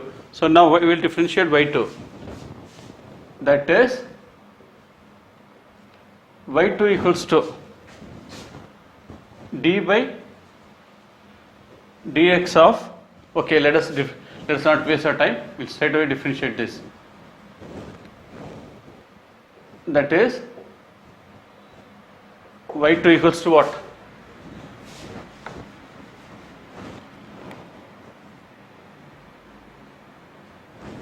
y2 will be -1, so to the power of -1 into, now we have to differentiate this, that is -2 into ax plus b to the power of -2 -1 into d by dx of, one a is there, into a into d by dx of ax plus b. Done. So this becomes what? This becomes -1 to the power of 1, that is now to the power of 1. Now this becomes, because it is this becomes to the power of 2 into 2 factorial into 2 factorial ax plus b to the power of -3. So into a square. So this is our y2, that is y2 is what? A square into -1 to the power of 2 into 2 factorial ax plus b to the power of -3.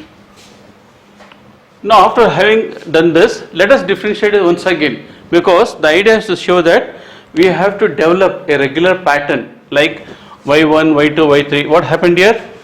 In y1 we have got -1 to the power of 1, 1 factorial ax plus b to the power of -2 into a.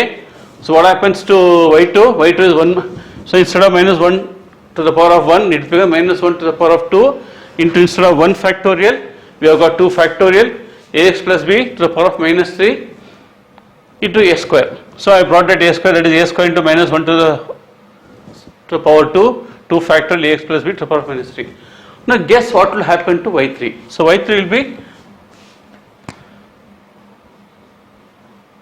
similarly, y3 will be what? A square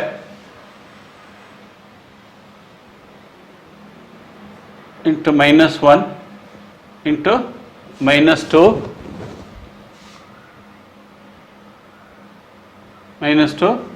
into -3 into ax plus b to the power of -3 -1 into d by dx of ax plus b. So what happens to this? This is equal to, so d by dx of x is a, this will be -1 cube into 3 factorial into ax plus b to the power of -4 into d by dx is nothing but a square into a, because we have one a square here, a square into another a, so that is equals to what? That is y3 will be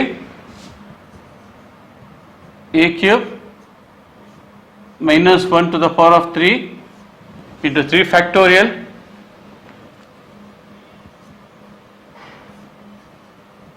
ax plus b to the power of minus 4. So dear students, what do you observe here? In y1 we got minus 1 to the power of 1 factorial ax plus b to the power of minus 2 into a. So what about y2? y2 is minus 1 to the power of 2 factorial ax plus b to the power of minus 3 into a square. So what about y3? y3 is minus 1 to the power of 3 factorial and ax plus b to the power of minus 4 into a cube, isn't it? So I am trying to show you that we are developing what we call a proper sequence. We are trying to develop proper sequence to show that as you go on differentiating, the values of a and n factorial increases and the power of this also increases. So from this we can conclude, we can come to an inference what will be the nth derivative looking at the pattern we have developed. So what will be finally what will be? So what will be about this is y3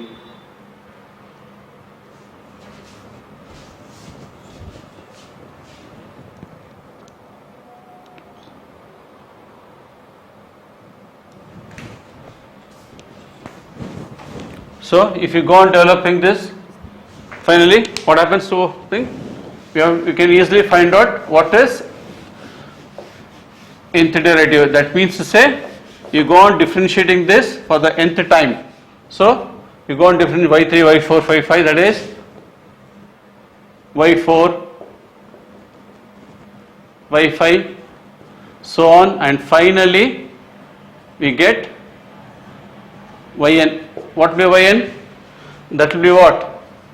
A to the power of n into minus 1 to the power of n into n factorial ax plus b to the power of minus n plus 1. This is the nth derivative of y equals 1 by ax plus b.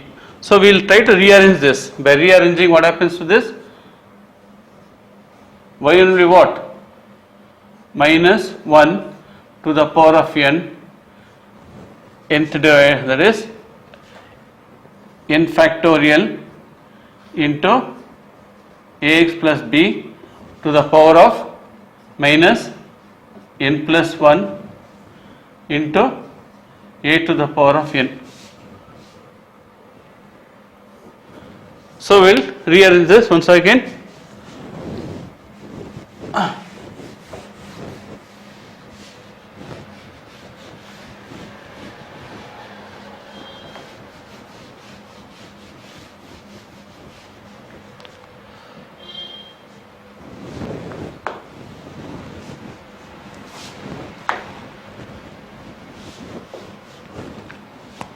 So I call this as equation 1 by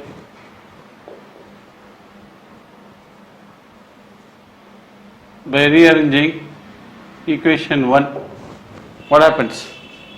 That is yn equals to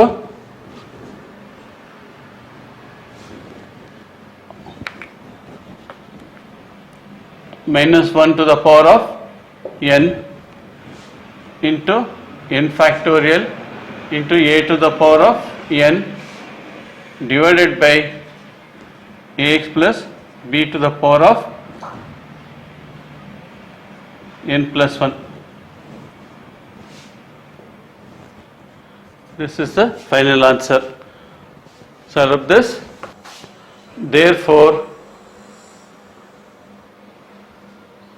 yn equals to d to the power of n of 1 by ax plus b equals to minus 1 to the power of n into n factorial into a to the power of n divided by ax plus b to the power of n plus 1. This is the required answer.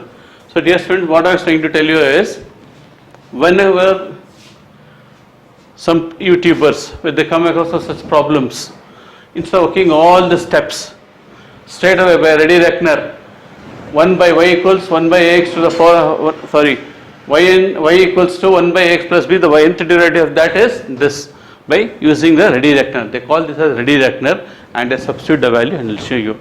But you will not be knowing how to derive this, how you got this, because this is important to learn, because when you are doing some problems later on, some complicated problems, when you are doing it, straight away what they do, they use the ready reckoner, they substitute the value there, and you have to memorize this, you have to mug it up. So why all that problems? In the examination you get this, you forget whether it is minus n minus 1 or n plus 1 or this n factorial, n minus 1 factorial. If you forget it, your problem is gone. So for that reason, always I believe in deriving the formula, and then finally I use it when it is, as and when it is required. So I want you to learn this, develop this habit in you to learn derivations. So dear students, without wasting time, this is an important equation, important formula which you have to memorize, because I am going to use this in the next problem when I am doing, and today I am going to post a short, today or tomorrow morning I am going to post a short video in which you will find application of this there. So I want you all to practice this, because in the short video I am going to do a complicated problem which is nothing, perhaps most probable, not perhaps, most probable, that is an examination problem that we ask. So for that problem I am going to prepare you for this, learn this and try to. So there I will not be deriving all this, I will be just using this, because you already learned this. So there is no need to again waste our time, because there are a lot of portions to be completed, because I am getting some appointments in between, so I cannot concentrate there nor here, but I have to do justice. I am fair enough to see that I do something for you. So dear students, let me stop at this and I will try to shoot another problem for examination point of view. Students, we have a problem on y equals log of under the root 4x square plus 8x plus 3. Dear students, we will go for the next problem, which is on to find the differential coefficients of log functions, because they are associated with log. So we have to find the differential coefficients of the given log function. So we will do 3-4 problems on this, 2 or 3 problems on this, and we shall next go to the trigonometric functions. So to find the nth derivative. So here we have been given y equals log of under the root 4x square plus 8x plus 3. So we are asked to find the nth derivative of this. So very simple, let us start with this. So what we do is, dear students, as it is you can't differentiate this, the process will become laborious. Even if you differentiate this, you have to find nth derivative. For nth derivative you have to go on showing 3-4 steps, y1, phi2, phi3 and all that, but that becomes very cumbersome if you adopt that policy. So using the formulas what you have derived, actually I taught you one formula in the previous class, so I am going to make use of that formula to substitute here and try to show you. So straight away you cannot get into this problem.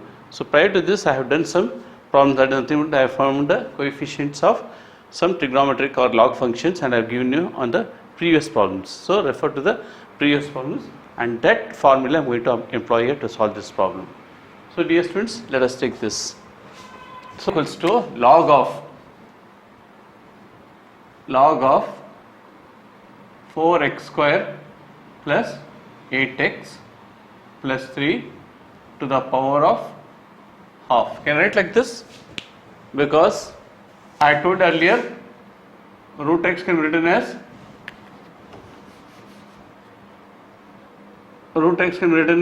x to the power of half, right? So I have used that. So now note, log x to the power of n is what? N into log x. Note this very important relation which I am going to use this. So what happens to this? That is y equals to half log of 4x square plus 8x plus 3. Done. Now,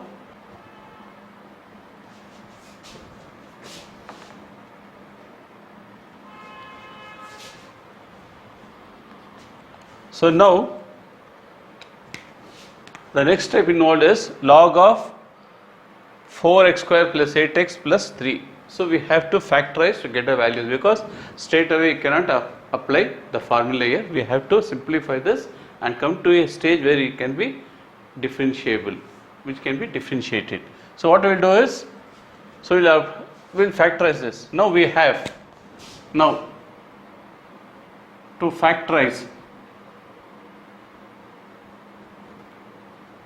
4x square plus 8x plus 3. So how do you do the easiest method? If you had x square plus 8x for the you could have done. But since it's associated with 4, we have a coefficient along with this x square. So what we'll do is, we'll factorize is what? First multiply this. If I get an opportunity to teach you factor, then I'll do it. But here what it does, shortcut, 4 into 12 is, 4 into 3 is 12. So factorize 12 into such a way that it should get 8x. So what we'll do is, so that is, I'll write this 4x square, 4 into 3 is 12, isn't it? So 12 I can written as 4 3s are 12. So what I'll do,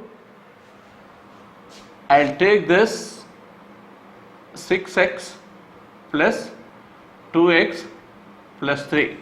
See, if you multiply this, you get 6 to the 12 you get. So 4 into 3, we have already factorized this. 6x plus 2x is 8x. Plus I have balanced it by factorization. That is factorization method, which I will teach you if I get time. So what I will do is, I will take common in this, I will take common in this, I will take common in this. What is common? We have 2x is common. That is 2x plus 3, and here 1 is common, that is 2x plus 3.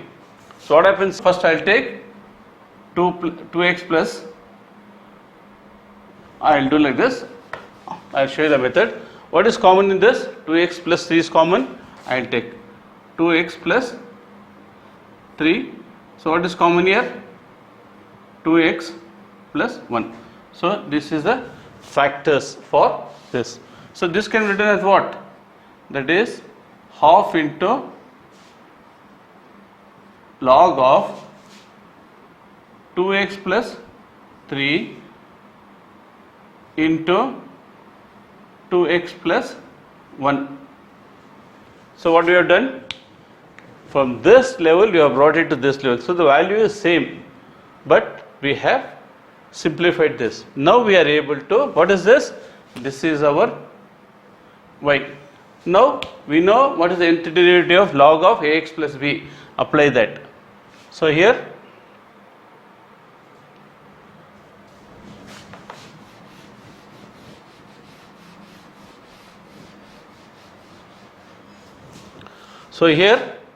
it is log of m into n. So when it is log of m into n, it is log of m plus log n. So note, log of m into n equals to what? Log m plus log n, right? So this is our type, log of m into n. So this can be written as what? Y equals to 1 by 2 into a log of 2x plus 3 plus log of 2x plus 1, and close the bracket. Now after reaching this level, because we have got the standard values, we know the nth derivative log of ax plus b, again log of ax plus b. So we can apply that formula straight away to get nth derivative. So after this, what we'll do? We'll try to, please make a note, I'll rub this.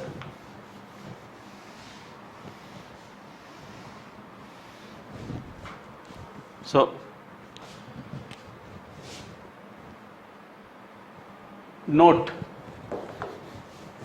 in the previous problem I already shown you the nth derivative of log of ax plus b. So I'll try to give a flashback. I'll take you back to the formula and tell you what it is. Note what? Y equals log of ax plus b. Therefore yn is what? A to the power of n into minus 1 to the power of n minus 1 into n minus 1 factorial n minus 1 factorial divided by ax plus b to the power of n. This is the nth derivative for this log of ax plus b. So this is of the form log of ax plus b. So we are going to apply that formula individually for both the cases. Okay. So therefore that is yn equals to what? I'll take this e to the power of n this side. That is equals to what? Minus 1 will be the standard value. I'll try to adopt the same formula throughout into a to the power of n by ax plus b to the power of n. I am going to same thing, instead of keeping it at the beginning, I have kept this after that. So we will try to follow this form. So what happens here? Yn equals to half. I will take it outside. So this is minus 1 to the power of n minus 1 into n minus 1 factorial. Here a is 2 to the power of n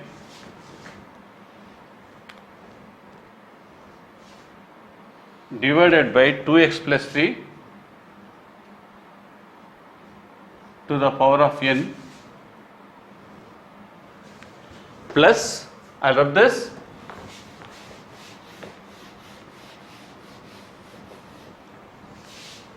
okay, I'll write here only, plus minus 1 to the power of n minus 1 into n minus 1 factorial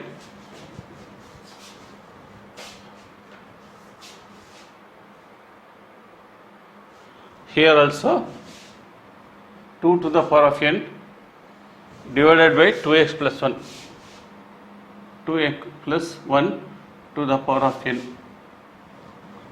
So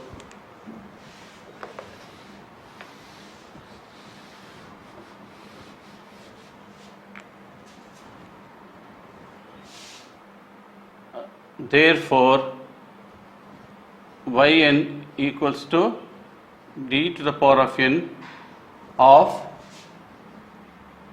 log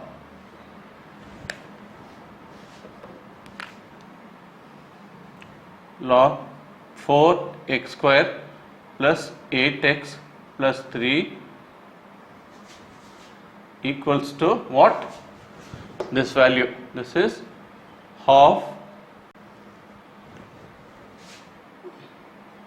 minus 1 n minus 1 n minus 1 into n minus 1 factorial minus n minus 1 factorial into n minus 1 factorial into 2 to the power of n divided by 2x plus 3 to the power of n plus minus 1 to the power of n minus 1 into n minus 1 factorial into 2 to the power of n divided by 2x plus 1, 2x plus 1 to the power of n. So this is a final answer.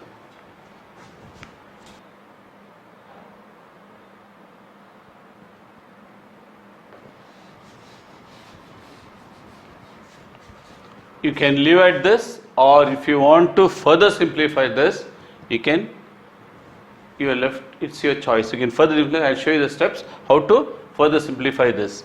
So what I'll do, what is common here? Minus 1 into the power of n minus 1, n minus 1 is common, so we'll take that common outside. So what happens here? y, say I mean to say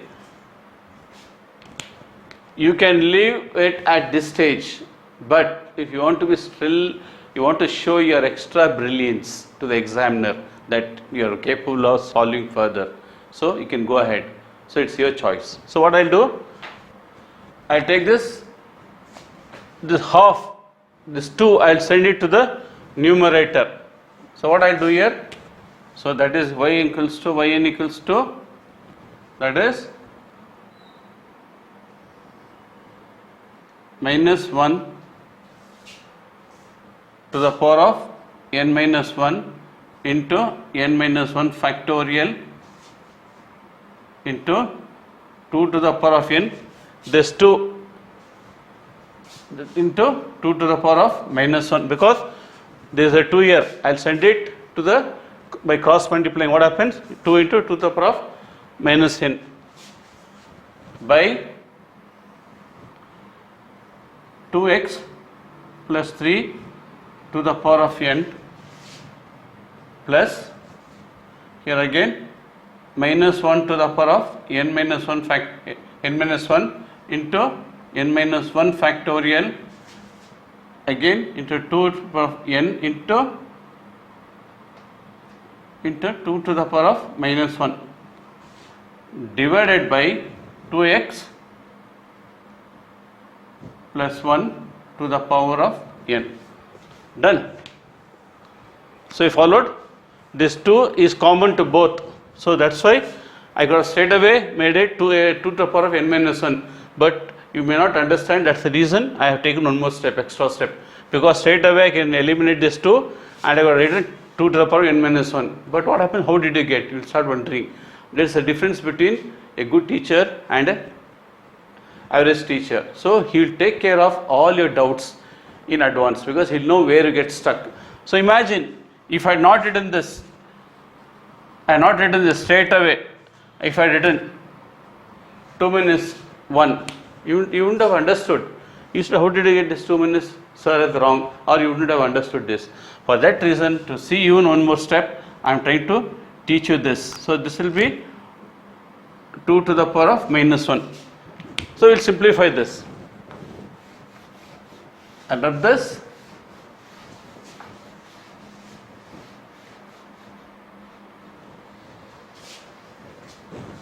so I will simplify this. That is, yn will be what? Even with one step extra, no problem. But in examination, once you have understood, you can eliminate this step. So this is minus 1 to the power of n minus 1 into n minus 1. So what happens? Bases are same, add the indices. Then what happens to this? 2 to the power of n minus 1. Straight away I can write divided by 2x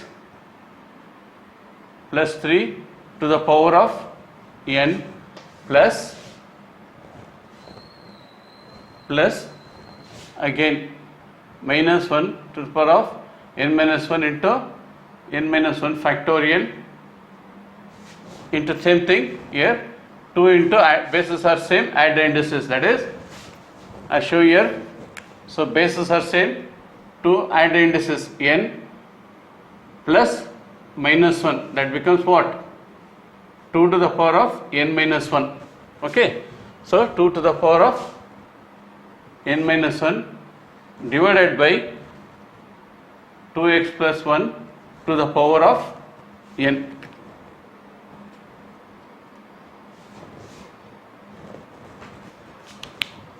And the last step,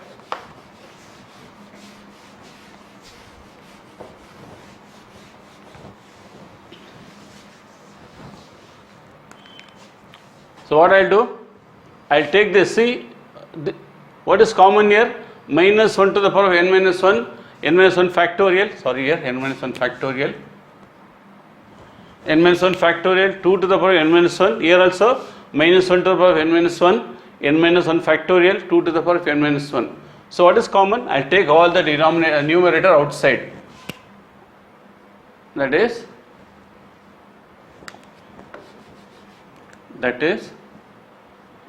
yn will be what? that is minus 1 to the power of n minus 1 into n minus 1 factorial into 2 to the power of n minus 1. So what is left here? That is 1 by 2x plus 3 to the power of n plus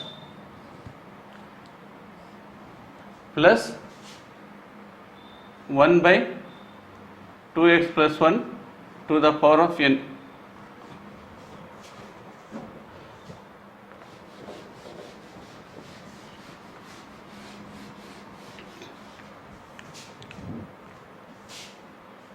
Therefore, yn will be what?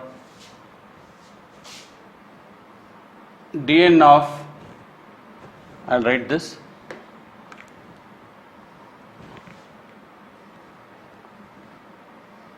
log of 4 x square plus 8x plus 3 to the power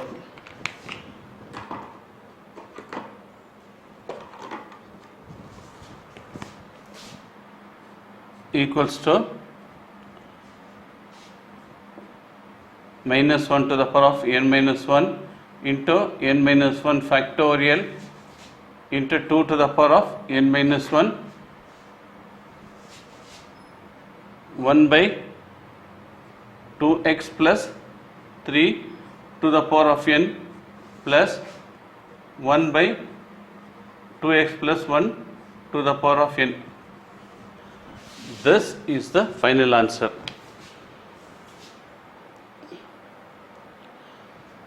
So dear students, we'll do another 2 problems on this. Very nice problem it is, because I don't know which problem may come to your exam for your examination. So get prepared for this sort of problem also, because they will find the differential coefficients of the given problem. They may ask you in the examination, that is to find. Okay, I'll write in the next problem and show you. Okay, I'll write this.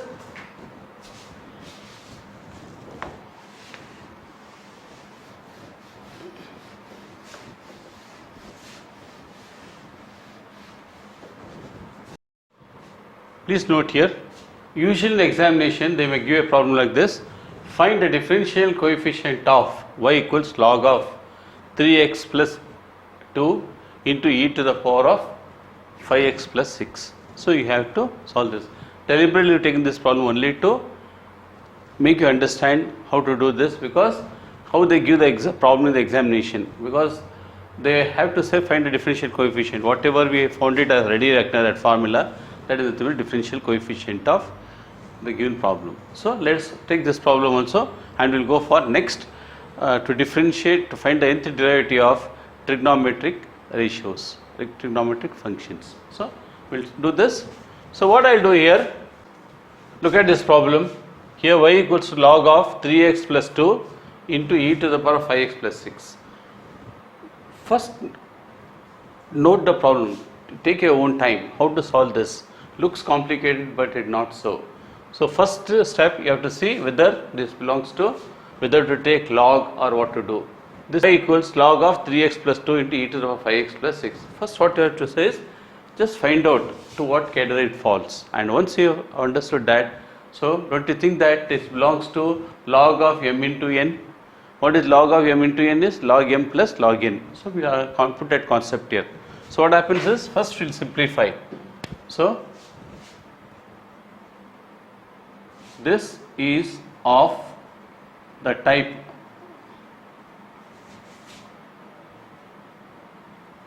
log of m into n, which is nothing but log m plus log n. So what happens to this? That is y equals to what? Log of 3x plus 2 plus 5x plus 6 log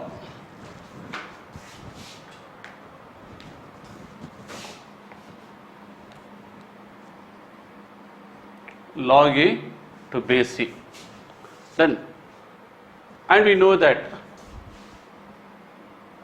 log E to base C is nothing but equals to 1.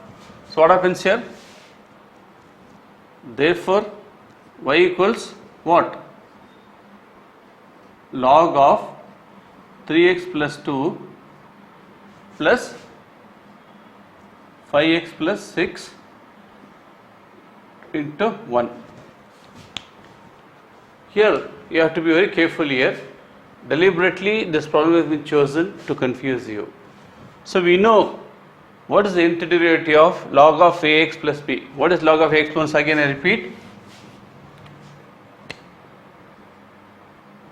Log of ax plus b is what? That is nothing but, if you have to find yn, what happens to this? Yn will be what? Minus 1 to the power of n minus 1 into n minus 1 factorial into a to the power of n divided by ax plus b to the power of n, isn't it? So we have for this, we are going to this. What about this? It is not having any log. So it is straight away for x. Now let us see. We take y equals 5x plus 6. If we differentiate once, what happens? y1 will be what? 5 into d by dx of x plus d by dx of 6, isn't it?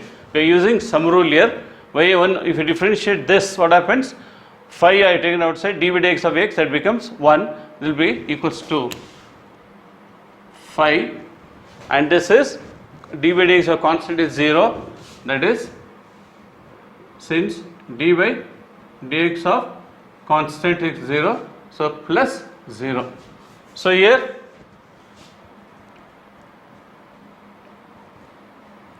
what happens? So yn will be what? I will employ this formula for this, because when you differentiate for the second time, what happens to this? This also becomes 0. So you will not have nth derivative for this, because straight away it becomes 0. So what I will do, I will apply nth derivative only for this and plus 0. That is what I shown you there. So be careful here. If you had a log with this, you had to employ this formula. Now since there is no log for this, straight away in the examination I will show you what to do.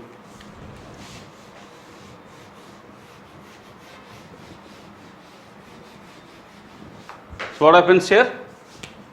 That is minus 1 to the power of n minus 1 into n minus 1 factorial into 3 to the power of n divided by 3x plus 2 to the power of n plus straight away write 0, because the nth derivative of 5x plus 6 is 0 only. So in the examination be careful, don't try to write the same thing here, we will go wrong. So plus 0, because the nth derivative of this will be 0 only, because I showed you once you derive, first derivation get 5, second derivation it becomes 0, y will be 0, so straight away write 0, right? And nth derivative of the 0 also is 0 itself, so there is no fun in continuing. Therefore I will rub this.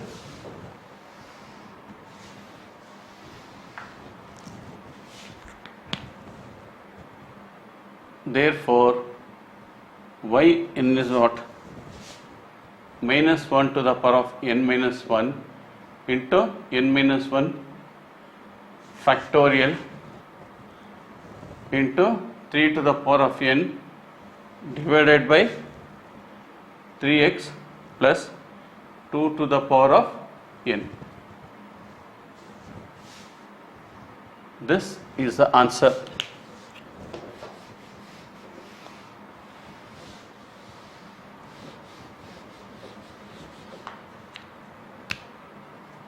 Just note here one point here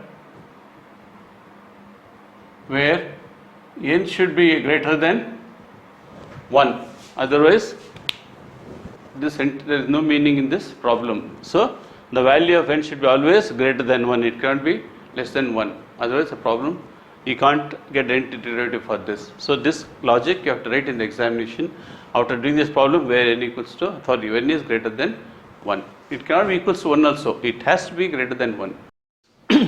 We have a problem here now. Y equals to log to base 10 into square root of 3x plus 5 the whole square into 2 minus 3x divided by x plus 1 to the power of 6. So find yn. Dear students, I have noticed some students, when they see problem that is log to base 10, they will not attempt that problem because they find it difficult and because they have not come across such problems in their lifetime. That is, the examination or the lecturers wouldn't have taught them how to convert this. So without converting to base c, you cannot go ahead with this problem because this is log to the base 10. So we follow log, natural log. So what you have to do is convert this into log e. How to convert that? I am going to teach you.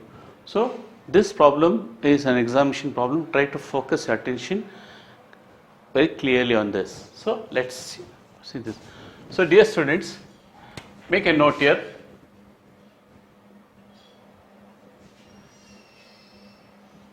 It is important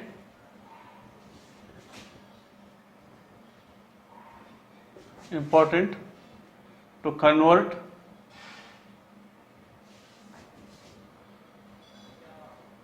logarithm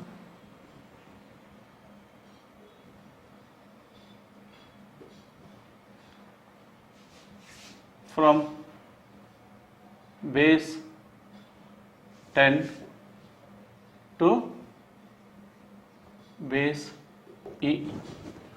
How do you do that? It is important to convert the logarithm from base 10 to base e. So look at this. Log of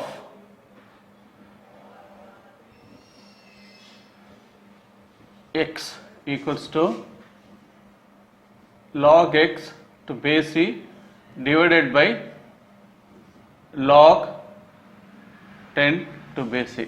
So you have to use this concept to convert any given function, that is log x to base 10. To convert this into log e, we have to use this concept log x to base e divided by log 10 to base e.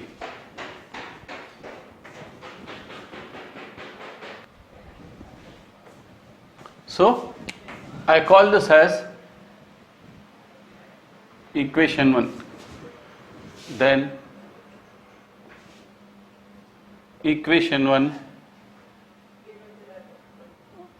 becomes what?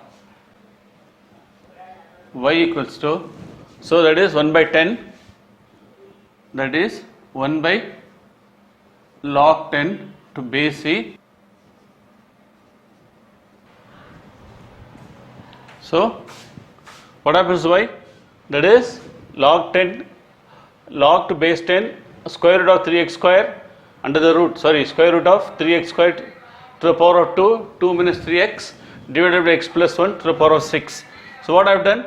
I have taken this log 10 by base e to the denominator, so it has come to denominator. So log x, so the entire portion nothing but I have treated it as log x. So what happens here? That is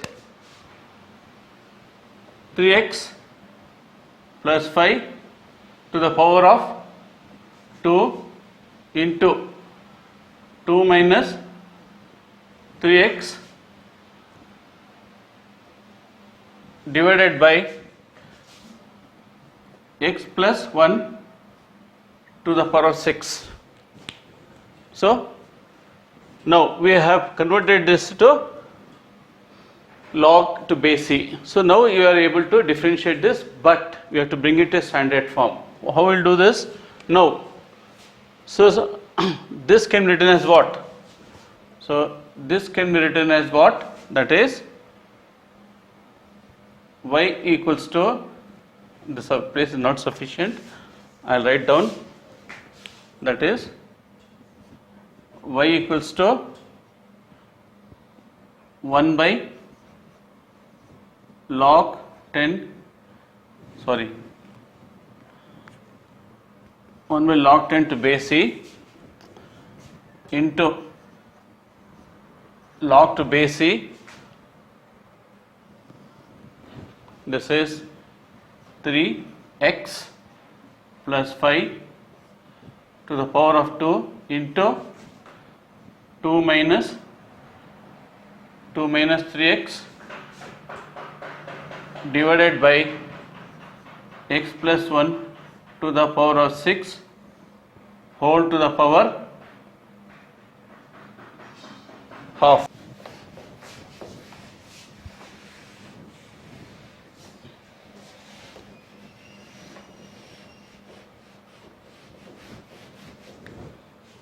Now, let us solve for this. We have 3x plus 5. So, what I have done, the square root, I have brought it to the, I have removed this root and I put to the power, that is nothing but what? Into square root x is nothing but x to the power of half. That is what I have done. So, what happens to this? Now, also, we know that log of root x is nothing but log of log x to base to log of root x equals to log x to power half, which is nothing but what? This is nothing but half log x. So this will be half log x. So I can write this as what? Half into. So I call this as equation 2. Now equation 2 becomes what? I'll rub this. Note 1 log of m into n is log m into log n.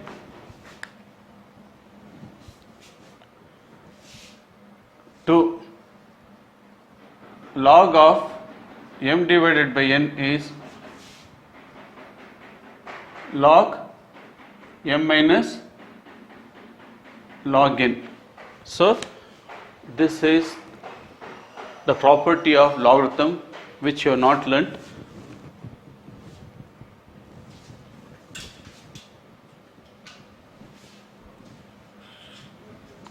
I'll teach you all this little later, but for the present problem, know these two properties. Log mn equals to log of m into n equals to log m plus log n, and log by m equals to log m minus log n. These two properties are important, which you are going to use this here. So here another property is log of root x is log x to the power of half, which is equal to half log x. These three properties I am going to make use to solve this problem. So what happens to this? So you have made a note of this. I think you have made a note of this. So I'll rub this. I'll rub this also. So what happens here? Equation 2 becomes equation 2 takes the form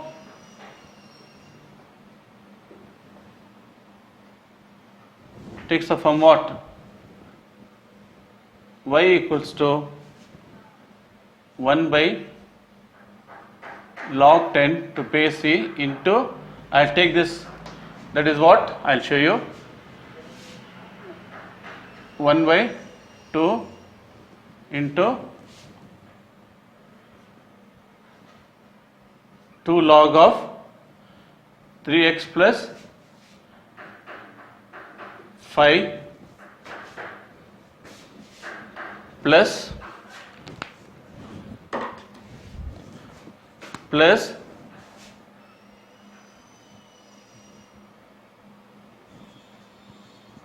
log 2 minus 3x. So this is of log m into n, that is log, that is what property we use?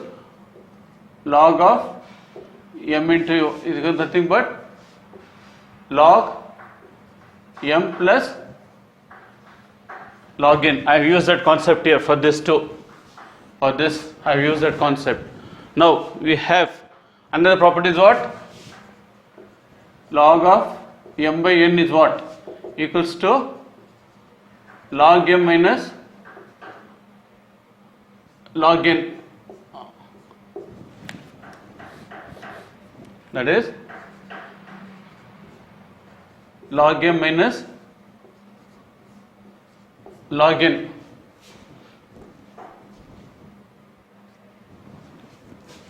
So here we have then divided by x plus 1 is nothing but log m by n. This is m log m by n. So minus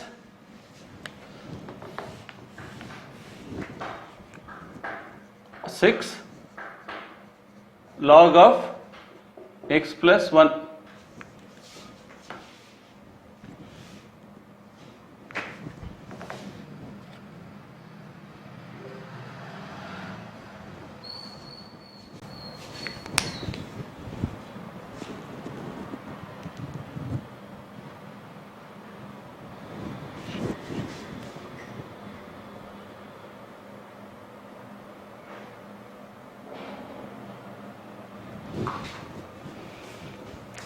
So I rub this. Dear students, I want to make a note here. So we have log of 2x, log of 3x plus 5. So this is nothing but we have to find the derivative of this as well as this. So I have to make use of ready reckoner. What happens here I am trying to tell you. Some YouTubers, they substitute the formula directly here. That is nth derivative of log of ax plus b and then go the problem. But I have gone in depth to see that how did you get this formula. Now after doing this formula, after writing it, I am going to explain to you what it is. So now note, I will rub this now, this is of no use.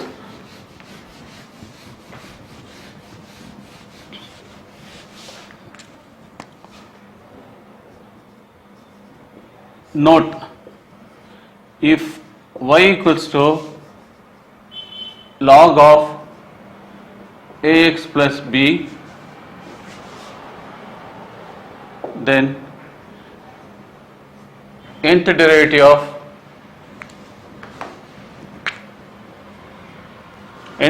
of log this will be what? Equals to what?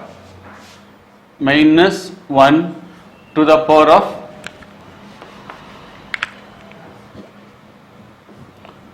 n minus 1 into n minus 1 factorial into a to the power of n divided by ax plus b to the power of n. So now these are the form what? Log of ax plus b, and nth derivative of this is what? Minus 1 to the power of n minus 1 factorial a to the power of n divided by ax plus b to the power of n. So this, without knowing this, without understanding how did you get this, you cannot just mug it up and just write the problem in the examination.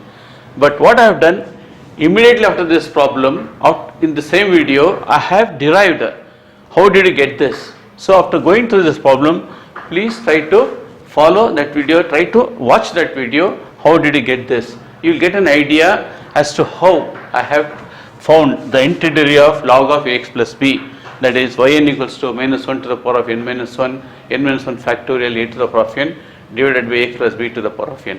So this is the thing. So some YouTubers, without explaining how you got this, straight away they imply here, they use this as a ready reckoner and they teach you. That is not the way to teach, because as a student you are supposed to learn A to Z, not from M to Z. So what I am trying to tell you is, if you are learning mathematics, learn from the basics. Not haphazardly. So there's a procedure, process, and a way to teach, and I'm doing that. So that's the reason always I tell you, learn maths from basics. I'm here to teach maths right from basics. So I'm trying to teach you how you got this. So I am going to use this for each of this. Okay. Now let us see. So make a note of this, and I'm going to rub this. So dear students, here you should know that, very important to know, this 3x plus 5 to the power of 2 into 2 minus 3x, I use that log of m into n, and x plus 1 to the power of 6, that is minus 6 into this. So I have used both the properties in this problem. So now we are required to find yn. Now we can apply the formula and find yn. So what I'll do now, what yn, okay, I'll write this. Now differentiating it with n times, we get, that is yn will be what? This will be, I rewrite this 1 by 2 into log 10 to base e equals to what? So we are going to use the nth derivative of log of ax plus b. What is that? Log of ax plus b, nth derivative of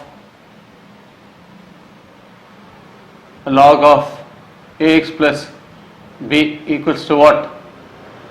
Yn equals to minus 1 to the power of n minus 1 into n minus 1 factorial a to the power of n divided by ax plus b to the power of n. So that is the formula.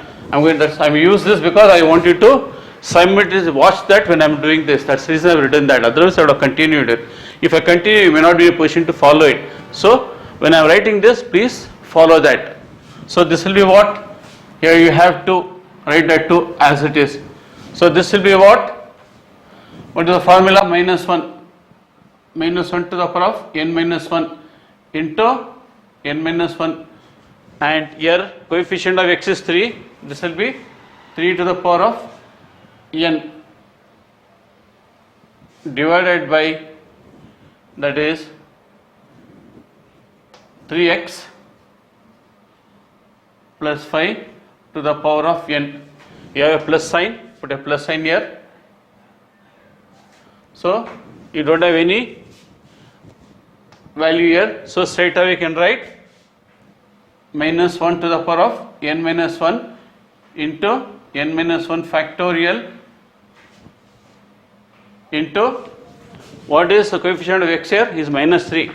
So this is minus 3 to the power of n divided by 2 minus 3x to the power of n. So minus 6 into minus 1 to the power of n minus 1 into n minus 1 factorial into, we have 1 here. So coefficient of x is 1. So that is 1 to the power of n divided by x plus 1 to the power 6 to the power 6, and this is the nth derivative. So what I'll do is, we'll further simplify this. How? We'll rub this.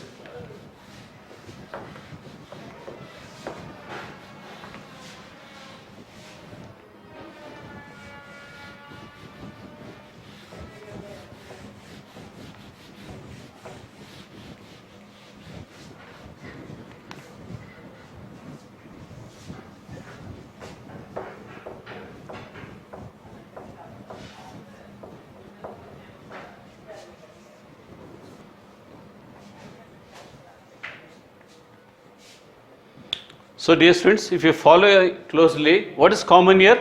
Minus 1 to the power of n minus 1, n minus 1 factorial.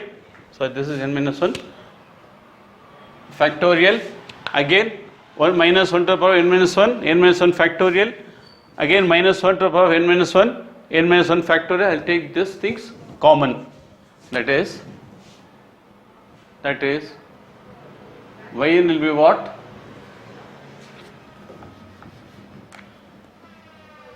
Yn will be minus 1 to the power of n minus 1 into n minus 1 divided by 2 into log 10 to base c. Done. You have 2 into 3 to the power of this factorial 2 into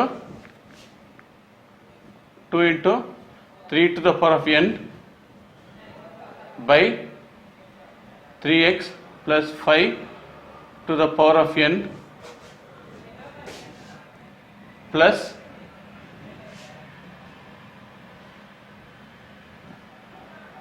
minus 3 to the power of n, that is 2 minus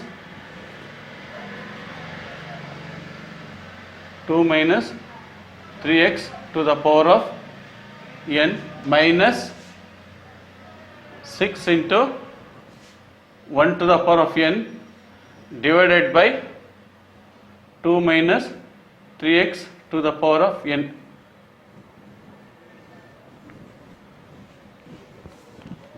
So what I have done, students, I have taken these two outside, made a common. So left is 2 and 3 to the power of n. I have taken that. Here you get minus 3 and here minus 1 to the power of n. It is nothing but 1 itself. So finally 6 into 1 is 1. 6 into 1 is 6. So you can ignore this, or if you want you can write straight away. Therefore I will rub this.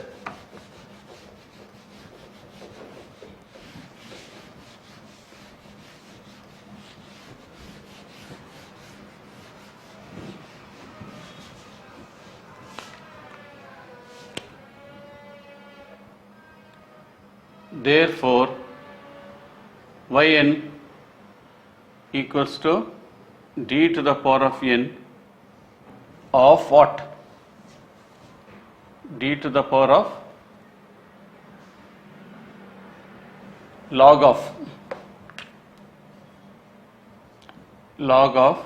log base 10 to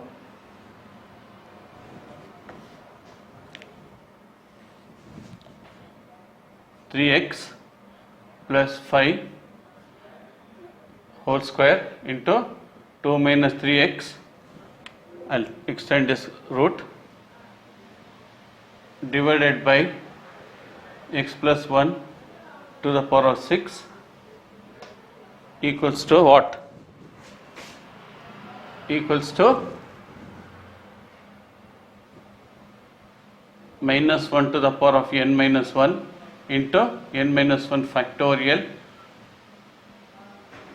divided by 2 log 10 to base c, write little small, 2 into 3 to the power of n divided by 3x plus 5 to the power of n plus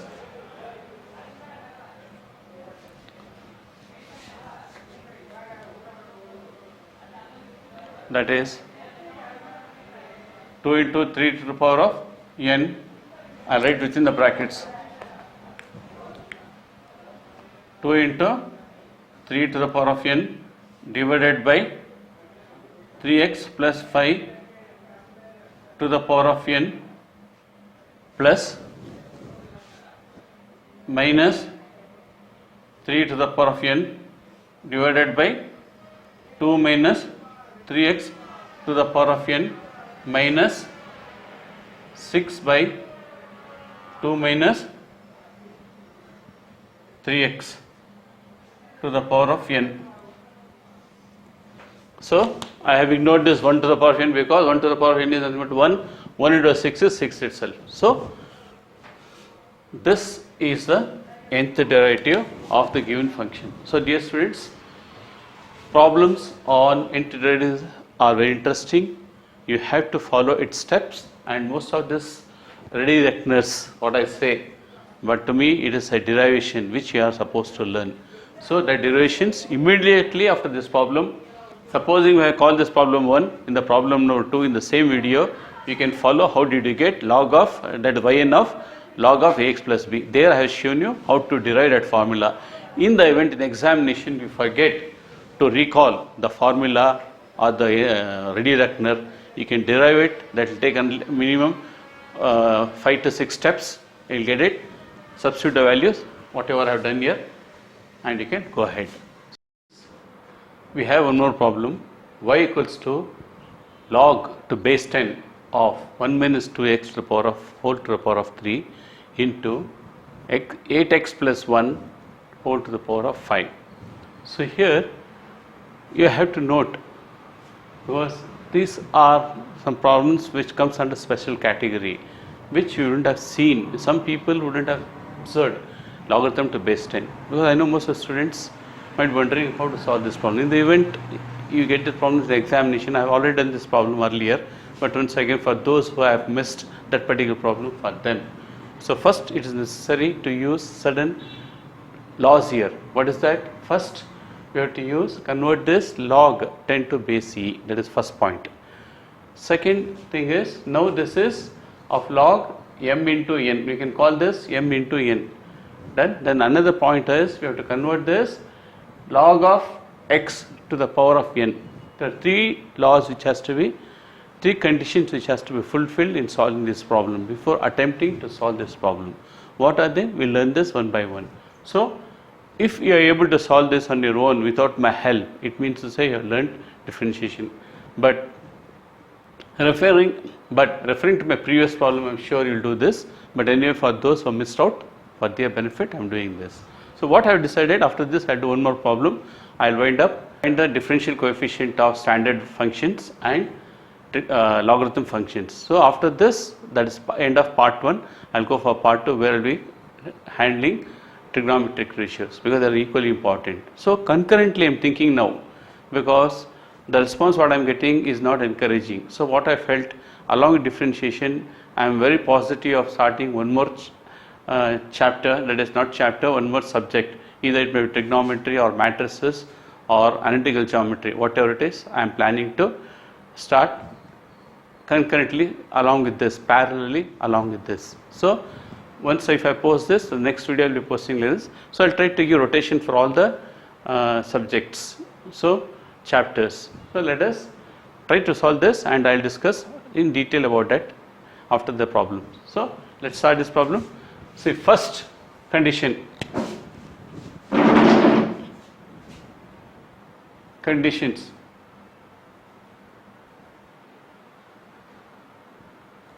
First condition, what? It is important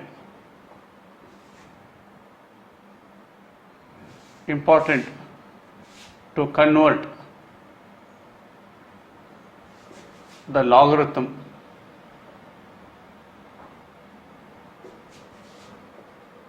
to base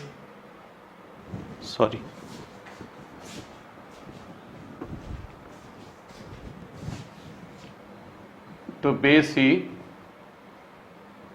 from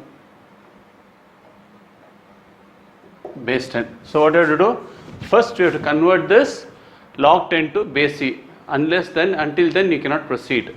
Second condition, what? Use the property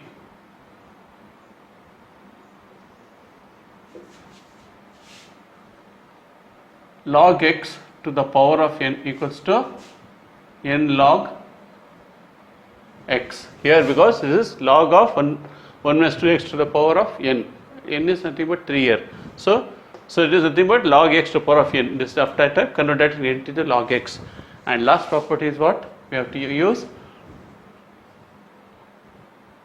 log of m into n equals to log m plus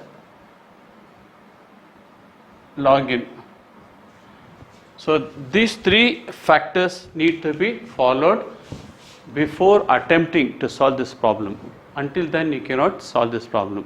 So what are they? Later on we are going to use the formula, the relevant formula for that will give the nth derivative. So what here? By find yn. We are just given the problem, but what I have to do? Find yn. So let's start. So please make a note of this. We'll do one by one. I'll write this. Yeah.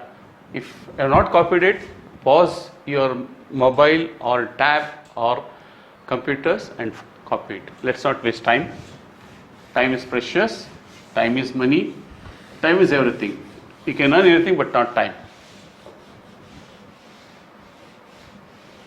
Because time and tide waits for none. So time is important. Try to value it.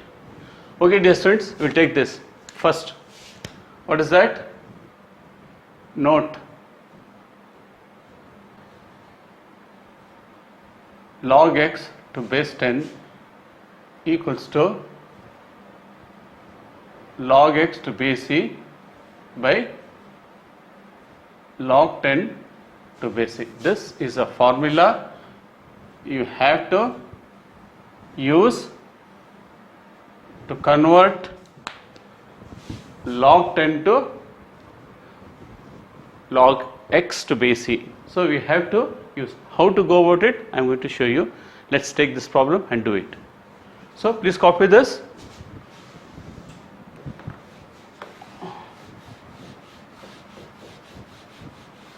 So first step is what? Y equals to log of 1 minus 2x the whole cube into 8x plus 5 to the power of 5. So to base c, this is divided by log 10 to base c. Done. First step. Now what I will do is we have to use second, that is first step is over, that is I will write here log 10 log e to base log x log x to base 10 is what? Log x to base c divided by log 10 to base c.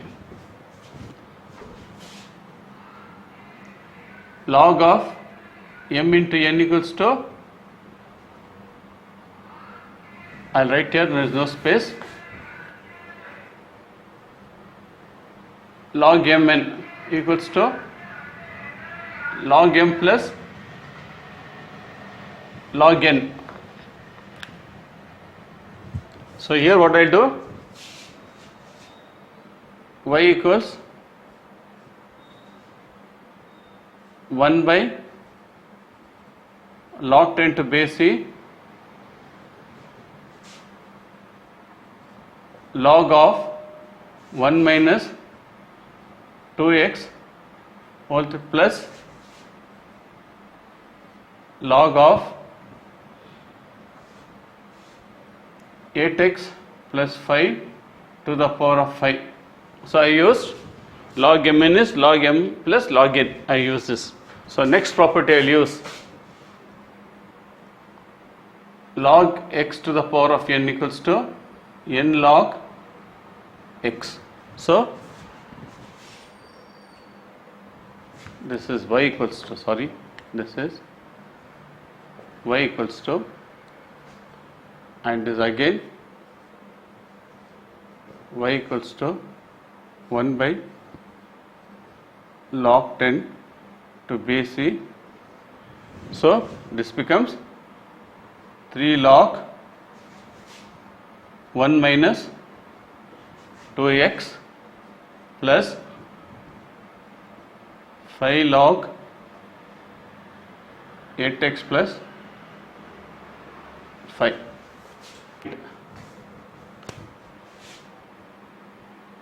We know that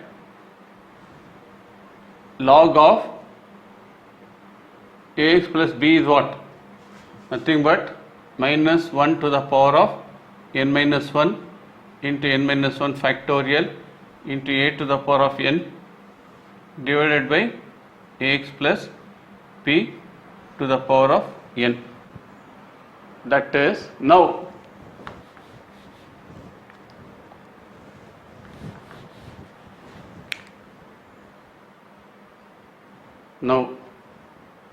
yn, now we are going to differentiate this for the nth time.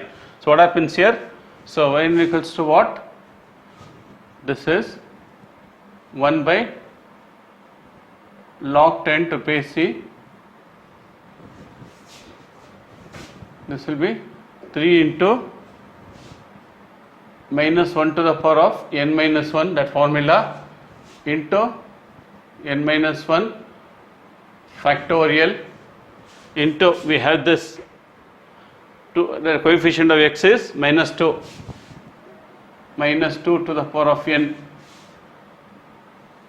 divided by 1 minus 2x to the power of n, right? That is ax plus b to the power of n. So this is our ax plus b here. So 1 minus 2x to the power of n. So we have a plus sign here, put a plus sign. So again here we have 5 into minus 1 to the power of n minus 1 into n minus 1 factorial. So we have 8x. So the coefficient of x is 8 to the power of n divided by 8x plus 5, 8x plus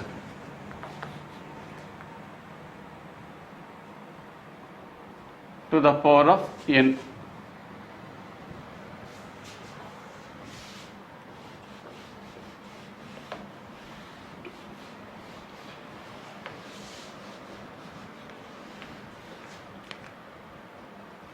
Hence yn equals to,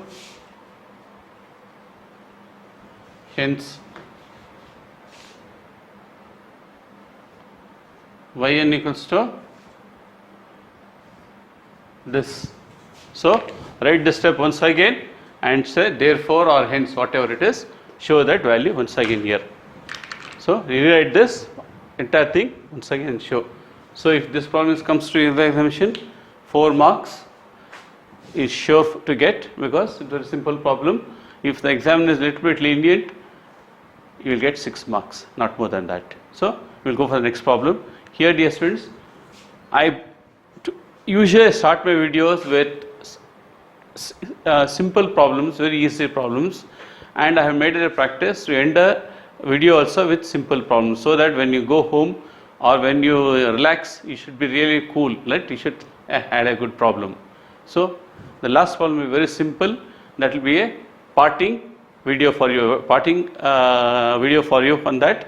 So after this we shall put an end for what is that? To find the nth derivative of standard functions and logarithm functions. So in the next class, that is, one part we'll try to concentrate on trigonometric ratios or functions, and parallelly I will start some other topic for you, and I'll keep you occupied, because I want you to be occupied, because what you'll do after this video, will have nothing. I will say relax. I want to keep you always occupied. Let me get some good time here. I'll see that I'll post a lot of videos, so that you should not move out of the house. I'll see that you are occupied, house arrested, and I want to give a good result for your family. So dear students, we'll go for the next problem.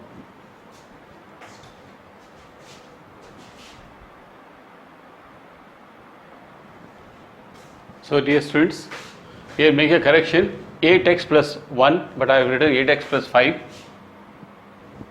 So make this 8x plus 1. And if you want, we can go one more step. What I'll do is, I'll take what is common in this. We have minus 1 to the power of n minus 1 and n minus 1 factorial is common in both, and 2 also is common, minus 2 to the power of n and 8 to the power of n.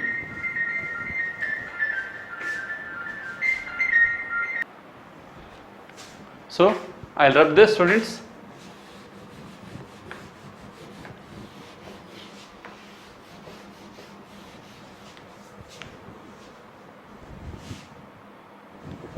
So what I'll do, I'll take the commons outside. That is yn equals to minus 1 to the power of n minus 1 into n minus 1 factorial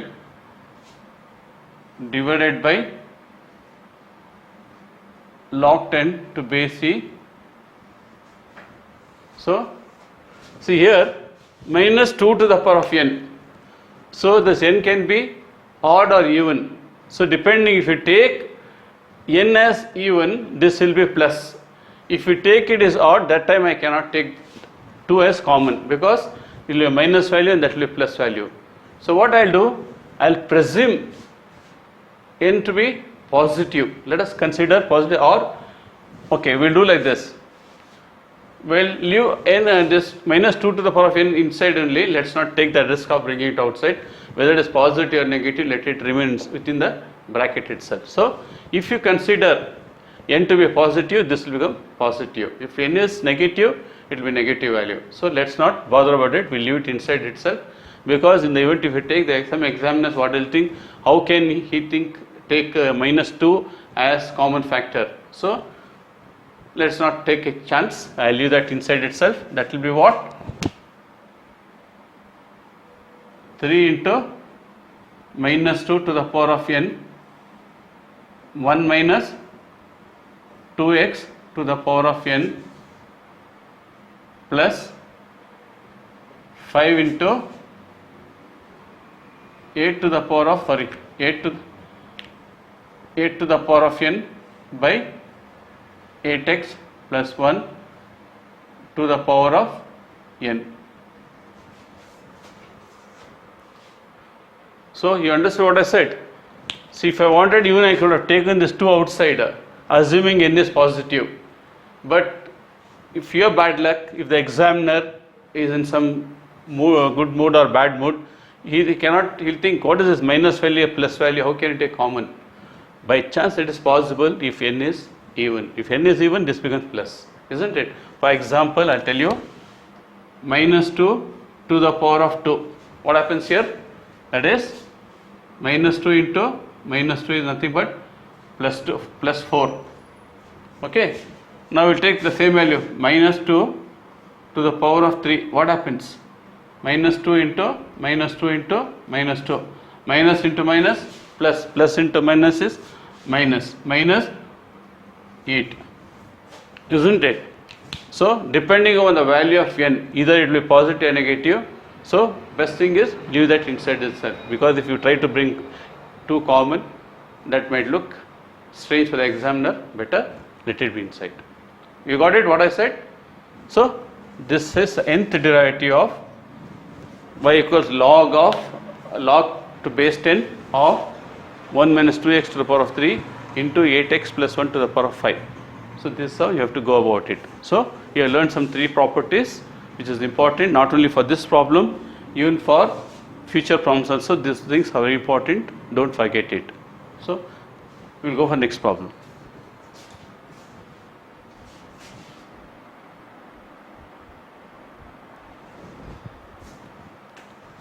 So dear students, to conclude, I am ending this video with a very simple problem, which you should feel very proud, very happy that you learned something.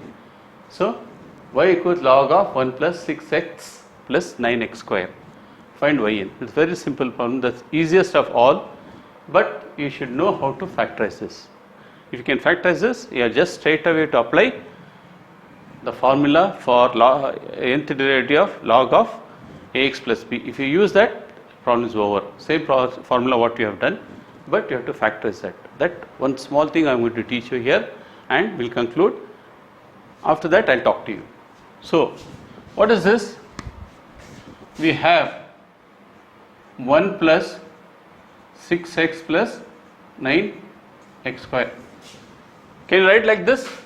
This can be written as 1 plus 3x the whole square.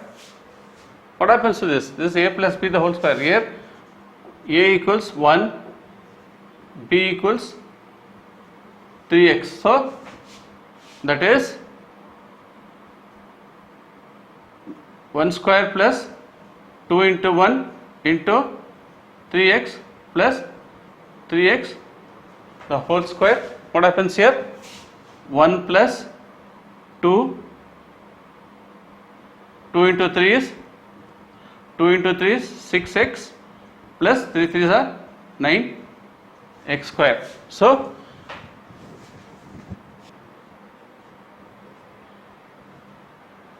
y equals to log of 1 plus 3x the whole square. Can I write like this? Because I factorize this. So here, see students, the funny thing is here, what you have learnt earlier, right from your primary level, everything counts. See, this problem looked very complicated, but you have to use the logic of your 6th or 7th standard concept to solve this problem. So whatever you learned, it doesn't go waste. It will be of some use to you later. So learn with lot of interest and enthusiasm. That's the only thing which is going to help you out in future. Whatever you learned in today, this maths, even some people might feel, what is there once I complete this engineering or whatever it is over, maths is over. No, you cannot do that, because you will find this application later on wherever you are working. Somewhere you are doing, who knows, tomorrow you also might be a lecturer. At that time what happens to you? Had I learned, I would have been a good lecturer, isn't it? So learn with lot of interest, dedication, hard work. So that will help you. So dear students, now once you know this, it is not log x to the power of n, right? This is a type. I write that this is of the type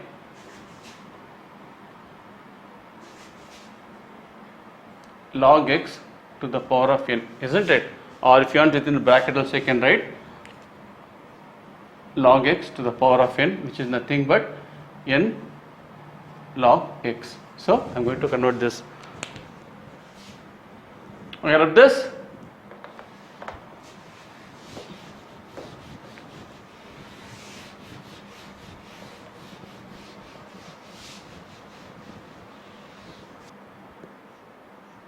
This is nothing but y equals to 2 log of 1 plus 3x the whole square.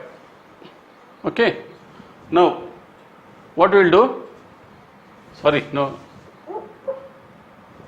So this becomes 2 log 1 plus 3x. So now we will apply, we will differentiate nth times. That is, now yn will be what? We use a formula. I told you, the formula always better write the formula, it will help you. So yn is what? Of log function, that is minus 1 to the power of n minus 1 into n minus 1 factorial into a to the power of n divided by ax plus b to the power of n, right? This is a formula. So what I will do? So minus 1. So 2 is here, 2 into minus 1 to the power of n minus 1 into n minus 1 a. Take the coefficient, don't take this. So a will be this, that will be 3 to the power of n divided by 1 plus 3x to the power of n. So this is our nth derivative of this function. So very simple problem. Therefore, so next step you repeat it, and finally you add. Therefore, one more step. So let me not waste my time. So at least I can use that time in talking to you.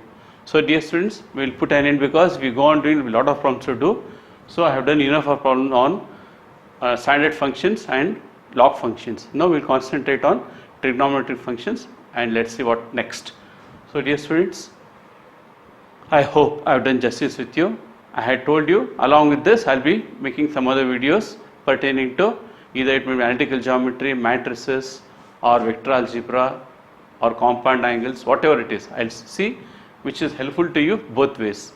If I don't want to do integration because differentiation and integration are little opposite each other. So if I start doing that, you will get confused. I don't want you to confuse you, so I will start integration a little later. Well, once I finish differentiation, we will do, because a lot of things are left in. We have partial differentiations, then nth derivative, Leibniz theorem, nth derivative is over almost by grace of God. So we will see. Let us see what all we can do later on. So I conclude here with the hope that you will study well for the examination. So all the best for you. Take care. God bless you. So dear students, please like, share and subscribe to my channel, which is very important. I keep repeating, it's up to you to decide. Okay dear students, bye. Good luck. Take care. God bless you and have a happy weekend. Today I am going to post this video. You can watch.